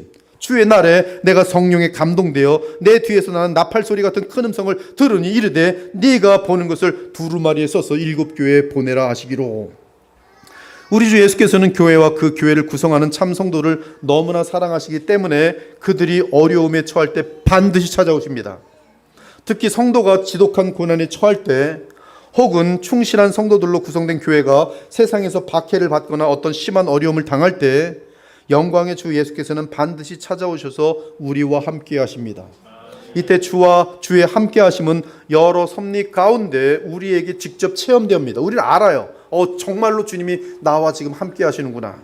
그가 친히 말씀하시기를 내가 결코 너희를 버리지 아니하고 너희를 떠나지 아니하리라 하셨느니라. 그러므로 우리가 담대히 말하되 주는 나를 돕는 이시니 내가 무서워하지 아니하겠노라. 사람이 내게 어찌하리요 하노라.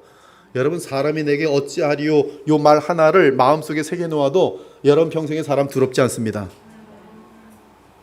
대법관 두렵잖아요. 사람이 내게 어찌하리요, 하나님이 나를 붙들고 계시는데. 사람이 내게 어찌하리요, 내가 무서워하지 아니하겠노라. 이에 성도들은 주의 역사와 신기한 섭리를 체험하면서 주께 찬송하며 감사하도록 되어 있으니 이는 참으로 영원한 왕이시며 만유의 주이신 살아계신 주 예수 그리스도께서 그들의 기도를 들으시고 응답하셔서 교회를 지키시고 붙들어 주시는 것을 피부로 느낄 수 있기 때문입니다.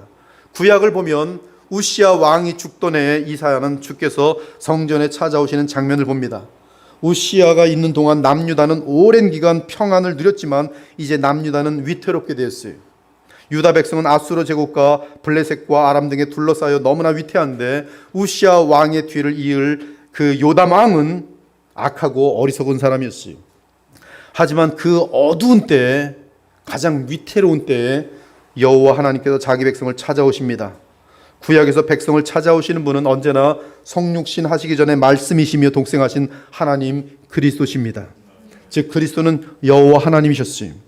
우시아 왕이 죽던 해에 내가 본즉 주께서 높이 들린 보좌에 앉으셨는데 그의 옷자락은 성전에 가득하였고 스드랍들이 모시고 섰는데 각기 6날개가 있어 그 둘로는 자기의 얼굴을 가리었고 그 둘로는 자기의 발을 가리었고 그 둘로는 날며 서로 불러 이르되 거룩하다 거룩하다 거룩하다 만군의 여호와여 그의 영광이 온 땅에 충만하도다 하더라. 이같이 화답하는 자의 소리로 말미암아 문지방의 터가 요동하며 성전의 연기가 충만한지라. 그때 내가 말하되 화로다 나여 망하게 되었도다.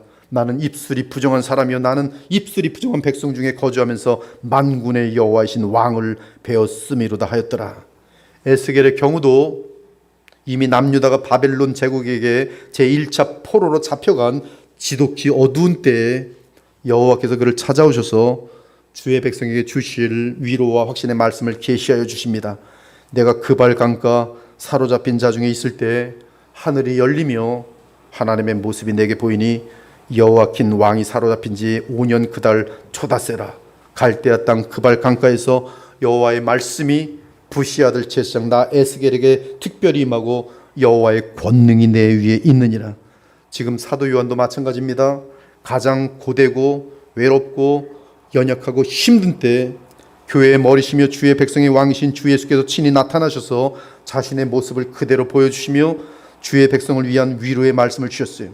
그 위로는 주께서 모든 것을 주관하고 계시다는 확신과 함께 주의 백성에게 잠깐 고난이 있지만 그 고난은 영원한 승리와 함께 한없는 영광의 보상으로 이어진다는 사실이었어요. 다만 너희에게 있는 것을 내가 올 때까지 굳게 잡으라. 이기는 자와 끝까지 내 일을 지키는 그에게 만국을 다스리는 권세를 주리라. 내가 그에게 새벽별을 줄 것이며 이기는 자는 이와 같이 흰옷을 입을 것이며 내가 그 이름을 생명책에서 결코 지우지 아니하고 그 이름을 내 아버지 앞과 그의 천사들 앞에서 시인하리라. 네가 나의 인내의 말씀을 지켰은즉 내가 속히 오리니 네가 가진 것을 굳게 잡아 아무도 네 멸류관을 빼앗지 못하게 하라. 이기는 그에게는 내가 하나님의 낙원에 있는 생명나무의 열매를 주워 먹게 하리라. 네가 죽도록 충성하라. 그리하면 내가 생명의 관을 내게 주리라. 고통당하고 있는 사도 요한과 주의 교회에 이 얼마나 위로의 말씀이며 격려며 약속입니까? 여러분 개인에게도 마찬가지입니다. 개인적으로 어둠의 그림자가 두려울 때에 주께서는 특별한 섭리와 역사로 찾아오셔서 함께 하시고 위로해 주시고 힘을 주십니다. 여러분은 너무나 낙심해서 하나님을 도망쳐서 막 가고 있는데 갈 때마다 신기하게 좋은 사람을 만나는 거예요. 하나님의 역사예요. 지난 수년 동안 코로나로 인해 어두워진 이 세상은 교회를 박해할 기회를 틈탔습니다. 주께서는 신실한 주의 교회와 함께 하심으로 그러나 교회는 여전히 든든히 서 있어요. 그리고 많은 신음하는 교회에 주께서 위로의 역사들을 허락해 주셨어요. 앞으로 이보다 더 어렵고 어두운 시대가 교회에게 임할 수 있습니다.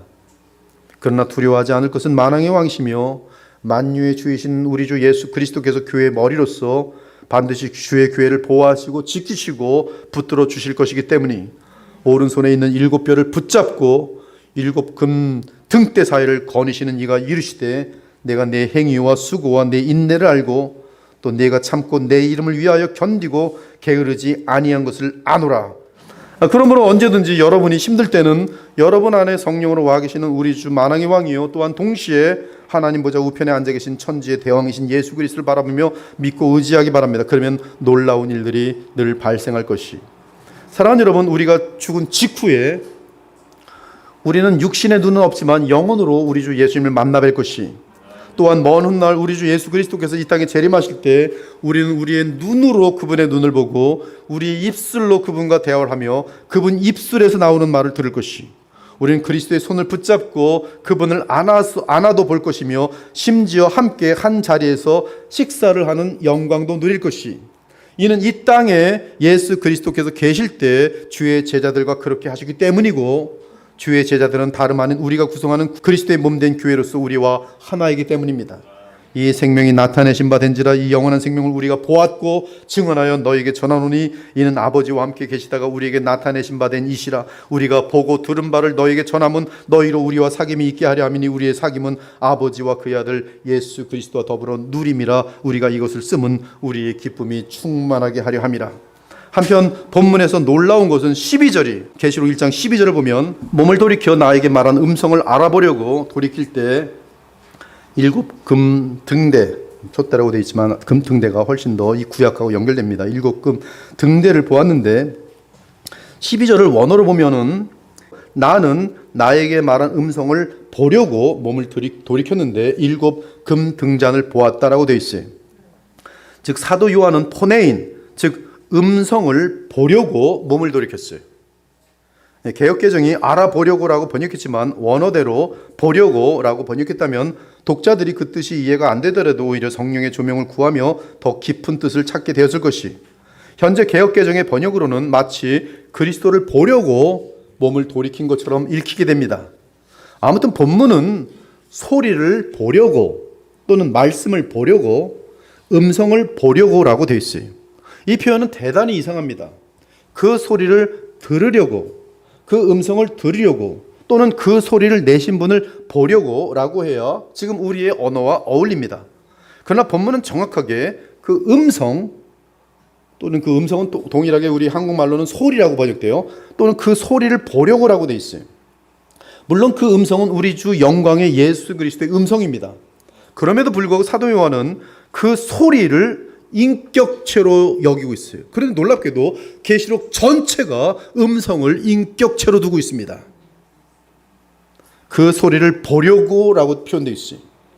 사도 요한은 그의 복음서에서도 말씀을 인격체로 말합니다. 그 말씀은 영원한 말씀이 태초에 말씀에 계시니라. 이 말씀이 하나님과 함께 계셨으니 이 말씀은 곧 하나님이시니라. 그가 태초에 하나님과 함께 계셨고 만물이 그로 말미암아 지은 바 되었으니 지은 것이 하나도 그가 없이는 된 것이 없느니라. 그 말씀은 하나님의 제2외의 위격이신 독생하신 하나님이셨어요.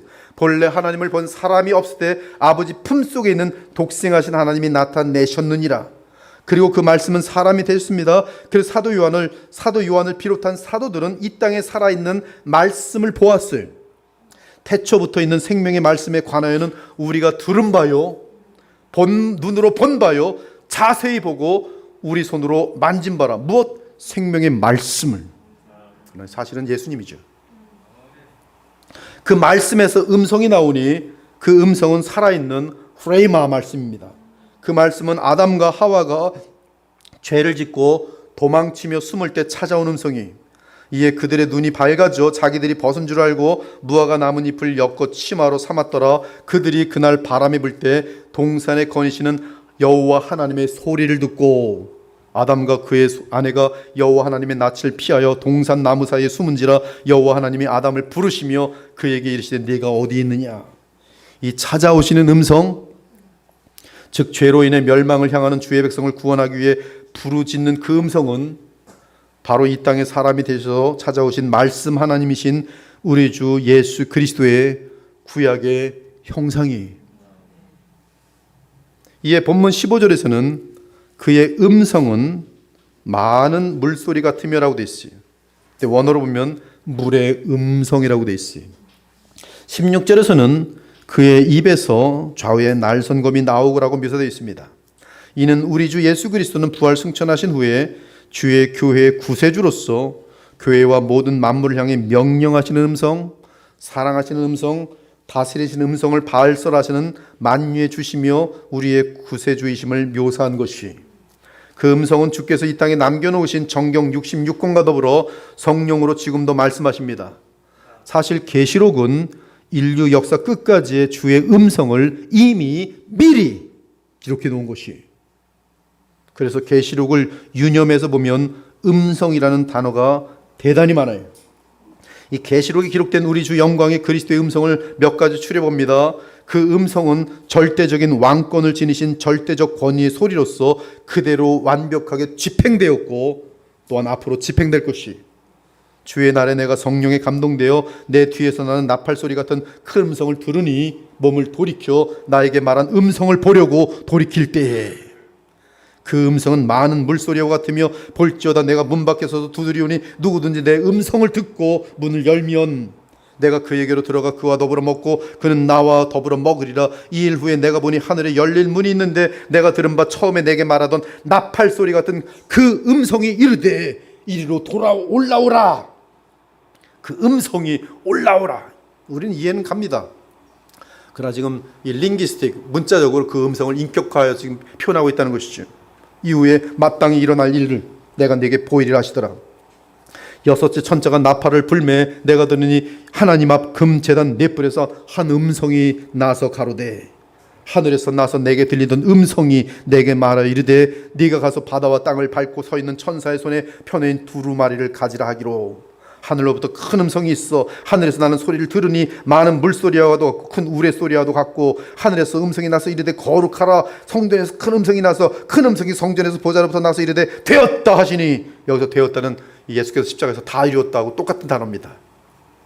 또 내가 들으니 하늘로부터 다른 음성이 나서 이르되 내 백성아 내 백성아 거기서 나와 그의 죄에 참여하지 말고 그가 받을 재앙들을 받지 말라. 그의 죄는 하늘에 사무쳤으며 하나님은 그의 불의한 일을 기억하신지라. 보좌에서 음성이 나서 이르시되 존댓말까지 썼어요.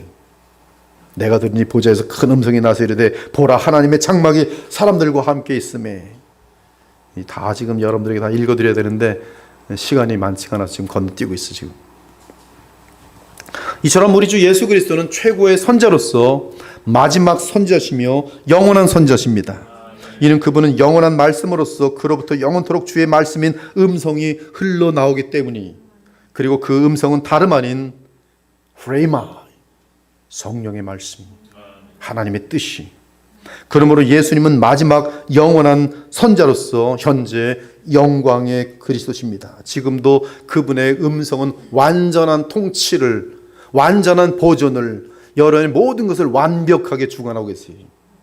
옛적의 선자들 통하 여러 부분과 여러 모양으로 우리 조상들에게 말씀하신 하나님이 이 모든 날 마지막에는 아들을 통하여 우리에게 말씀하셨으니 이 아들을 만유의 상속자로 세우시고 또 그로 말미암아 모든 세계를 지으셨느니라. 그의 능력의 말씀으로 만물을 붙드시며 죄를 정결하게 하는 일을 하시고 높은 곳에 계신 지극히 크신 이의 우편에 앉으셨느니라. 이제 13절을 보면 일곱 금 등대 사이에 인자 같은 이가 계십니다. 일곱 금 등대는 20절에 의하면 일곱 교회로서 그리스도의 모든 교회를 말합니다. 그리고 13절부터 16절까지는 인자 같은 이에 대해 요한이 본 것을 증언하는 내용이, 인자 같은 이에 대해 요한이 본 것을 정직하게 증언한 내용이, 그리고 17절부터 20절은 인자 같은 이가 행한 행동과 주신 말씀의 내용입니다. 인자 같은 일을 본 요한은 그분 발 앞에 엎드려 죽은 자 같이 되었도다. 그러자 그분은 오른손으로 요한에게 얹으시고 말씀하셨다. 나는 전에 죽었으나 살아있는 자다. 이제 영원히 살아있다. 나는 사망과 음부의 열쇠를 가지고 있다. 자, 네가 본 것과 지금 있는 일과 장차 될 일을 기록하라. 네가 본 내 손에 있는 7별은 7교회의 사자요 7등대는 7교회니라. 지금 본문에 인자 같은 이로 소개된 분은 우리가 잘 알듯이 주 예수 그리스도입니다. 그런데 왜 인자 같은 이라고 하였습니까? 우리는 이미 예수님이 새 인류의 대표이신 둘째 아담이며 하나님과 사람 사이에 영원한 유일하신 중보자라는 사실을 알고 있어요. 누가? 부활하신 예수님. 우리는 십자가의 구속을 이루신 예수 그리스도께서 성령의 능력으로 부활하셔서 하늘로 승천하신 후 하나님 보좌 우편에 앉으신 것을 압니다. 그때 하나님 아버지께서 십자가의 구속을 마치시고 부활 승천하신 인자이신 예수 그리스도께 나라와 권세와 영광을 주셨으니 내가 또 밤 환상 중에 보니 인자 같은 이가 하늘 구름을 타고 와서, 이 마가복음 16장에 보면 구름 타고 올라가시. 그래서 하늘 보좌에 앉으셨다고 되어 있어요. 사도행전 1장에 보면 예수께서 구름을 타고 올라가시는 장면을 두 증인과 함께 사도들이 봅니다. 그리고 떠나신 것처럼 동일하게 다시 돌아올 것이라고 얘기해요. 이 구름 타고 올라가신 분은 아버지 영원히 계신 그분께 가서 나라와 권세와 영광을 다 받으세요. 누가? 부활하셔서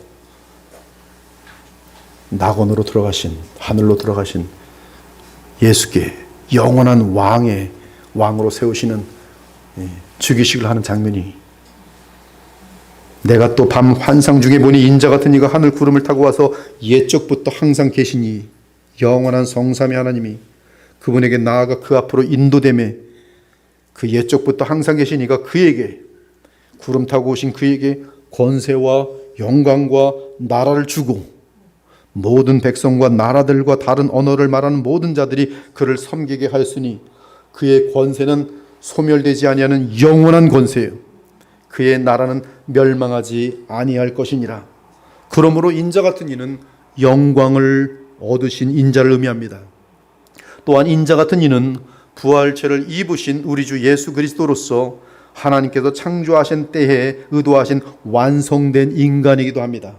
스데반은 순교하면서 영광을 얻으신 인자를 정확하게 보았어요. 스데반이 성령 충만하여 하늘을 우러러 주목하여 하나님의 영광과 및 예수께서, 나사렛 예수님이 예수께서 하나님 우편에 서신 것을 보고 말하되 보라, 하늘이 열리고 인자가 하나님 우편에 서신 것을 보노라 한데, 그러므로 인자 같은 이는 예수 그리스도의 인성이 부활과 함께 영광을 얻은 상태에서 영원히 존재하며 사람으로서 영원히 사는 것을 말하는 것이, 한편 예수님은 죄가 없으셨기 때문에 그분이 이 땅에 계시는 동안에 인자 같은 이의 그 찬란함과 영광을 변화산상에서 부분적으로 미리 예시하셨어요. 그들 앞에서 변형되사 그 얼굴이 해같이 빛나며 예수님의 얼굴이, 그 몸이 옷이 빛과 같이 휘어졌더라. 빛이 빛으로 존재하는 그런 몸인 것처럼 옷이 그냥 그 빛이 팍 하고 투영되는 것이죠. 아무튼 인자 같은 이는 성자 하나님이신 말씀 하나님께서 성육신을 입으시고 십자가의 대속을 감당하신 후 부활 승천하셔서 완성된 인간이 되신 분으로서 그분 안에서 하나님과 사람이 통일된 분이, 11절을 보니 인자 같은 이가 사도 요한에게 네가 보는 것을 두루마리에 쓰라고 합니다. 여기서 두루마리는 요한계시록이, 그리고 그가 보는 것은 현재형으로 되어 있는데 이는 계시록 1장부터 22장까지에 실린 환상들입니다. 요한이 보는 환상은 마치 여러 개의 짧은 동영상이 보였다가 사라지는 그러한 형태로 되어 있어요. 이는 여러 개의 끊어진 꿈을 보는 것처럼 시간과 공간을 초월하여 진행된다고 하겠습니다. 지금 요한이 그의 눈과 영으로 보는 분은 그리스도의 실제 모습이, 그러나 신성이 담긴 모습입니다. 이에 예수님에 대한 묘사는 우리의 언어를 초월해요. 먼저 13절에서 발에 끌리는 옷을 입고 가슴에 금띠를 띤 이라는 묘사는 구약에서 볼 때 제사장이 착용한 예복의 모습입니다. 제사장에 대한 묘사가 이렇게 되어 있어요. 속옷을 입히며 띠를 띄우며 겉옷을 입히며 에봇을 걸쳐 입히고 에봇에 장식띠를 띄워 에봇을 몸에 메고 흉패를 붙이고 흉패에 우림과 둠밈을 넣고 발에 끌리는 옷을 입고 가슴에 금띠를 띤 영원한 대제사장 예수님의 모습이 지금 우리 주 예수 그리스도는 하늘의 영원한 성전에서 대제사장으로 계십니다. 자기 백성을 위해 영원한 속죄 제물이 되신 예수 그리스도께서는 부활하셔서 영원히 살아계시는 대제사장이 되셔서 모든 교회의 중보자가 되시고 친히 그들의 죄를 사해 주시며 자신의 몸된 교회를 보존하고 인도하십니다. 예수는 영원히 계심으로 그 제사장 직분도 갈리지 아니하느니라. 그러므로 자기를 힘입어 하나님께 나아가는 자들을 온전히 구원하실 수 있으니 이는 그가 항상 살아계셔서 그들을 위하여 간구하심이라. 이러한 대제사장은 우리에게 합당하니 거룩하고 악이 없고 더러움이 없고 죄인에게서 떠나 계시고 하늘보다 높이 되시니라. 14절에 그의 머리와 털의 희기가 흰 양털 같고 흰눈 같다라는 표현은 정확하게 다니엘 7장 9절에 나와 있어요. 내가 보니 왕자가 놓이고 옛적부터 항상 계시니가 좌정하셨는데 그의 옷은 희기가 눈 같고 그의 머리털은 깨끗한 양의 털 같고 그의 보좌는 불꽃이요 그의 바퀴는 타오르는 불이며 불이 강처럼 흘러 그의 앞에서 나오며 그러므로 인자 같은 이는 완전하게 거룩하시고 성결하신 하나님이심을 보여주고 있어요. 또한 14절에 그의 눈은 불꽃 같고라는 말씀은 주 예수 그리스도의 전지하심을 말합니다. 그분은 모든 마음을 꿰뚫어 하시고 완벽한 공의를 실행하시니 이에 대한 신뢰로 계시록 2장 18절을 보면 인자 같은 이가 자신을 두아디라 교회에 소개할 때 그 눈이 불꽃 같고 그 발이 빛난 주석과 같은 하나님의 아들이 이르시되라고 되어 있어요. 즉 요한은 불꽃 같은 눈을 가지신 주 예수 그리스도를 성자 하나님으로 말씀합니다.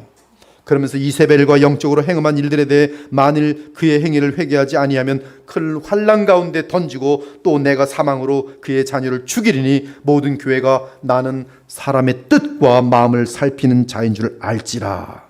내가 너희 각 사람의 행위대로 갚아주리라. 여러분, 예수님을 정말 진실로 믿는 사람의 가장 중요한 특징이 뭔지 아십니까?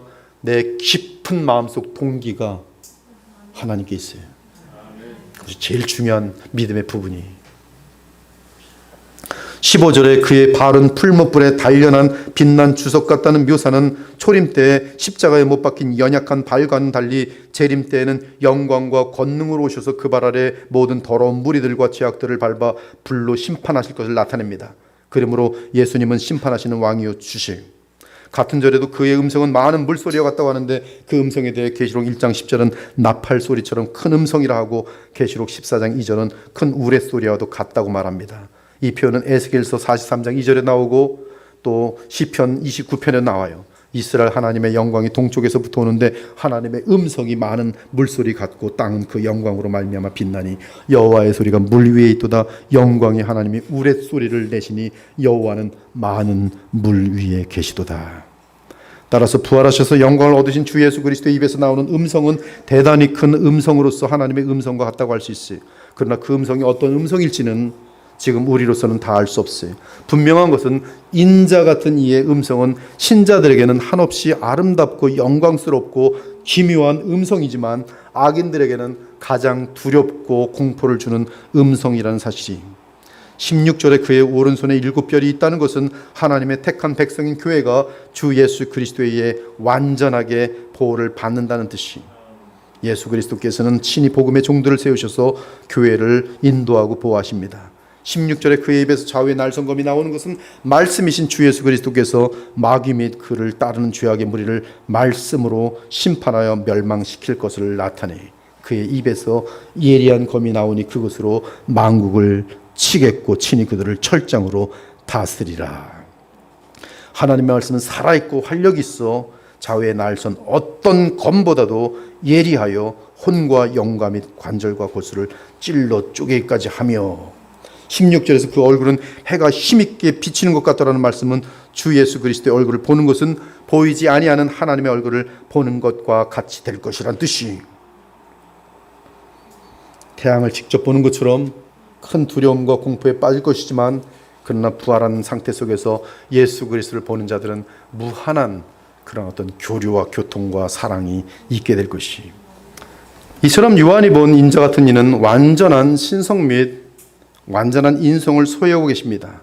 인자 같은 분은 부활하여 영광을 얻으신 주 예수 그리스도시며 그분은 영광을 얻은 완성된 사람으로서 하나님 보좌 곁에 서신 만왕의 왕이며 만유의 주세요. 그러나 동시에 그분은 하나님의 아들, 성자 하나님, 말씀 하나님이십니다. 그러므로 오늘 계시록 1장에서 우리가 분명히 발견하는 것은 그리스도 예수 안에서는 영원과 시간, 창조주와 피조물이 거기서 통일되는 것이, 하늘에 있는 것이나 땅에 있는 것이 다 그리스도 안에서 통일되게 하려 하심이라. 내가 비옵는 것은 이 사람들만 위함이 아니요 또 그들의 말로 말미암아 나를 믿는 사람들도 위함이니 아버지요 아버지께서 내 안에 내가 아버지 안에 있는 것 같이 그들도 다 하나가 되어 우리 안에 있게 하사 우리가 하나가 된 것 같이 그들도 우리와 하나가 되게 하려 함이니이다. 예수님 안에서 우리 모두가 하나님과 연합되기. 저는 이 마지막으로 계시록이 우리에게 주는 당부가 무엇인지 한 가지만 전하고자 할게요. 그것은 계시록에서 물론 다른 많은 교훈들이 있겠지만 제일 중요한 교훈은 모든 사람에게 주의 심판의 날이 있다는 사실이, 주의 백성에게도 예외가 아닙니다. 다만 참된 주의 백성은 그 이름이 어린 양의 생명책에 기록되어 있기 때문에 결코 불못에 떨어지는 일은 없을 것이, 그러나 그리스도의 심판대 앞에서 우리가 행한 대로, 그리고 우리가 그리스도의 장성한 분량까지 얼마나 성장하였는지에 따라 영원한 영광이 결정날 것이, 영광이 결정날 것이. 이 두루마리의 예언의 말씀을 임봉하지 말라. 때가 가까우니라. 불의를 행하는 자는 그대로 불의를 행하고, 더러운 자는 그대로 더럽고, 의로운 자는 그대로 의를 행하고, 거룩한 자는 그대로 거룩하게 하라. 보라, 내가 속히 오리니 내가 줄 상이 내게 있어 각 사람에게 그가 행한 대로 갚아주리라. 자기 두루마기를 빠는 자들은 복이 있으리니 이는 그들이 생명나무에 나아가며 문들을 통하여 성에 들어갈 권세를 받으리라. 이제 만국에 들어갑니다. 모든 사람들이 들어갑니다. 우리는 왕 같은 제사장들로서 왕들입니다. 만국이 그 빛 가운데로 다니고 땅의 왕들이 자기 영광을 가지고 그리로 들어가리라. 사람들이 만국의 영광과 존귀를 가지고 그리로 들어가겠고 무엇이든지 속된 것이나 가증한 일 또는 거짓말하는 자는 결코 그리로 들어가지 못하되 오직 어린 양의 생명책에 기록된 자들만 이 성 안에 들어가리라. 그리고 바울은 동일하게 사도 요한과 동일한 말을 합니다. 그것은 고린도전서 15장 부활장이 하늘에 속한 것의 영광이 따로 있고 땅에 속한 것의 영광이 따로 있으니 해의 영광이 다르고 달의 영광이 다르며, 부활에 대한 얘기를 하는 거예요. 영원한 영광이 한번 정해지면 끝납니다. 어떤 사람은 해의 영광으로 영원히 하나님의 나라에서 존재할 것이, 하나님의 마음을 그 해의 영광만큼이나 이해하면서 하나님을 즐거워할 것이, 동일하게 천국에 들어갔지만 어떤 사람은 그 컵이 요만한 장난개비 컵을 갖고 들어왔어요. 바다에 태양을 푸는데 그거 가지고 수억 년을 퍼도 항상 재밌게 맛은 보지만, 그러나 입가만한 대야에서 팍 샤워를 하면서 하나님의 영광을 줄인다. 요만큼 하고 샤워한다고 영광이 틀린 거예요. 아름다움이 틀린 거예요. 해의 영광이 다르고 달의 영광이 다르며 별의 영광도 다른데 별과 별의 영광이 다르도다. 죽은 자의 부활도 그와 같으니 그러므로 내 사랑하는 형제들아 견실하며 흔들리지 말고 항상 주의 일에 더욱 힘쓰는 자들이 되라. 이는 너희 수고가 주 안에서 헛되지 않은 줄 알미라. 하나님은 공평하신 분이, 여러분이 왜 천국에 들어갑니까? 하나님은 공평하시기 때문에 여러분이 천국에 들어가요. 왜 여러분은 천국 들어가고 누군 들어가지 못합니까? 여러분의 죄값을 하나님 앞에서 하나님의 아들 예수 그리스도에서 갚아주셨기 때문에 하나님의 공의가 만족 때문에 여러분들은 천국에 들어가는 거예요. 이들은 예수 그리스도를 믿지 아니하므로 그들의 죄값을 덮어줄 아무것도 없기 때문에 하나님의 공의대로 지옥에 떨어지는 것이. 하나님은 공평하세요. 공평하십니다. 구원받은 이후에 여러분의 삶에 대해서 하나님은 공의로우세요. 공의로우세요. 행한 대로 갚아주세요.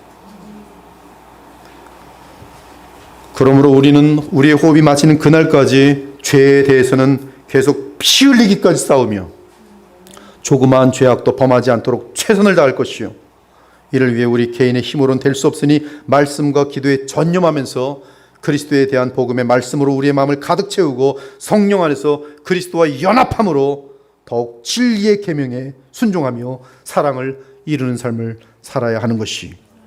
이 자리에 계신 모든 분들이 우리 주 예수님을 만나서 눈과 눈으로 볼 때, 예수님을 눈과 눈으로 본다니까요. 그러한 예수님을 믿지 않으면 여러분 지금 영지주의 예수를 믿는 거예요. 눈과 눈으로 만날 예수님을 믿는 것이 성경의 부활의 소망과 함께 부활의 예수님을 소망하며 믿는 참된 기독교예요. 부활에 서 있지 않은 기독교는 가짜입니다. 영지주의, 개념이, 필라소피, 철학이에요. 사도행전에서 사도들이 생명을 걸고 증언한 예수님은 부활의 주, 살아계신 나사렛 예수의 영원한 중보자 그리스도 예수의 나의 머리신 참사람, 완성된 사람 예수 그리스도의 성령 안에서 이 그리스도와 연합하는 것이, 그리고 더욱 진리의 계명에 순종하면서 사랑의 삶을 살아가는 것이, 이분을, 이 예수님을 눈과 눈으로 만날 날이 우리 모두에게 다 있어요. 반드시 눈과 눈으로 예수님을 만납니다. 그때에 예수께서 잘하였도다, 착하고 충성된 종아, 네가 이 땅에 사는 동안 작은 일에 충성하였으며 내가 영원한 영광, 무한히 많은 것을 내게 주리니 내 주인의 즐거움에, 영원한 즐거움에 참여할지어다. 이 영원한 칭찬을 한 사람도 빠짐없이 듣게 되는 저와 여러분 되기를 주님의 이름으로 축원합니다. 우리 한번 기도할게요. 우리 다 마쳤는데 우리 오늘 말씀을 듣고 예수님이 누구신지에 대해서, 그리고 두 가지의 도전을 여러분에게 드렸습니다. 이 시간에 제일 중요한 것은 회개예요. 주님을 의식하지 못하고 살아가던 나의 방황하는 삶 주님 용서하여 주시고, 더욱더 구체적으로 나의 하나님이시면서 나의 주이신, 나의 구주이신 예수님, 나와 동일한 사람이신 예수님, 그분을 의식하며 살길 원합니다라고 회개하시고, 나의 죄악된 삶을 다 십자가에 못 박고 주님이신 생명으로 살기 위해서 예수 그리스도를 더욱 믿고 이 시간에 새 출발할 수 있는 시간이 되었으면 좋겠어요. 그러면 예수 그리스도께서 우리에게 이 시간에 성령으로 충만케 하셔서 여러분의 남은 삶을 주의 영으로 친히 인도하실 것이, 이 시간에 간절히 한 1, 2분만 기도하도록 하겠습니다. 같이 간절히 기도하겠습니다. 주 하나님 감사합니다. 오늘 하나님 부족한 종이 주의 복음의 말씀을 전하였습니다. 아버지 하나님,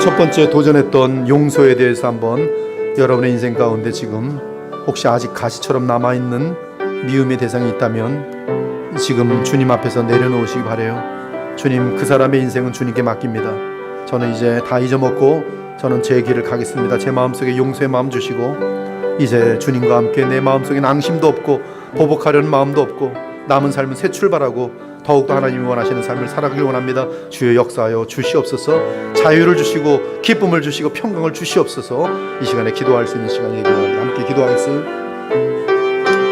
아버지 하나님, 주여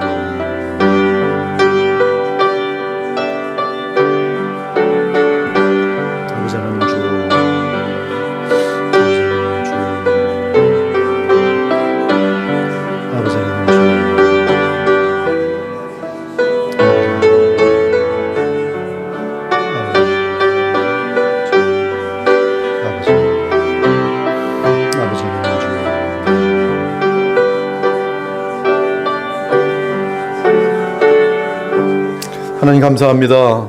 그리스도의 보혈교회를 사랑하셔서 오늘 이렇게 토요일에 하늘의 말씀 잔치를 배설해 주시고 말씀을 전하는 자나 또 말씀을 받는 자가 그리스도 안에서 즐거워하며 기뻐하게 하시니 감사합니다. 썩어질 이 세상, 허무한 이 세상 가운데 우리가 누구길래 영원한 보람 있는 삶을 살도록 인도하여 주시고 이 어두운 세상 살면서도 하나님 나라의 천국의 기쁨과 평강을 누리며 살 수 있는 그 귀한 사랑의 역사들을 우리에게 허락하시니 우리가 누구한테 이리 사랑하시는지요. 주님, 이제 그 사랑을 받은 저희들 오늘 또 아버지의 뜻이 무엇인지를 알았사오니 더욱더 저희들이 죄사함 받은 것 같이 우리도 용서하는 삶을 살기에 힘쓰게 하시고 또한 우리의 삶을 정산하실 날이 반드시 있고 그때 우리 주 예수 그리스도 나를 위해 죽으신 십자가의 예수님의 그 눈을 마주치고 주의 칭찬을 듣게 될 텐데 그때 부끄럽지 않을 수 있도록 우리의 남은 삶이라도 더욱더 우리 주 예수님을 위해 달려가면서 믿음으로 사는 하나님의 지혜로운 백성들이 다 될 수 있도록 인도하여 주옵소서. 오늘 말씀과 함께 역사하시는 주의 영으로 말미암아 우리가 이해할 수 없는 신기한 평안과 감사와 기쁨이 넘치게 하시고 또 말씀을 받은 모든 주의 백성들이 서로 감사하며 사랑하며 함께 또 떡을 떼는 아름다운 주의 백성들이 다 되게 하시고 우리가 속한 곳이 어느 곳이든지 그곳에서 사랑의 도구가 되며 하나님의 진리의 방편이 될 수 있는 우리의 삶과 고백이 될 수 있도록 하나님이 인도하여 주시옵소서. 감사드리며 살아계신 우리 주 예수 그리스도의 이름으로 기도합니다. 아멘.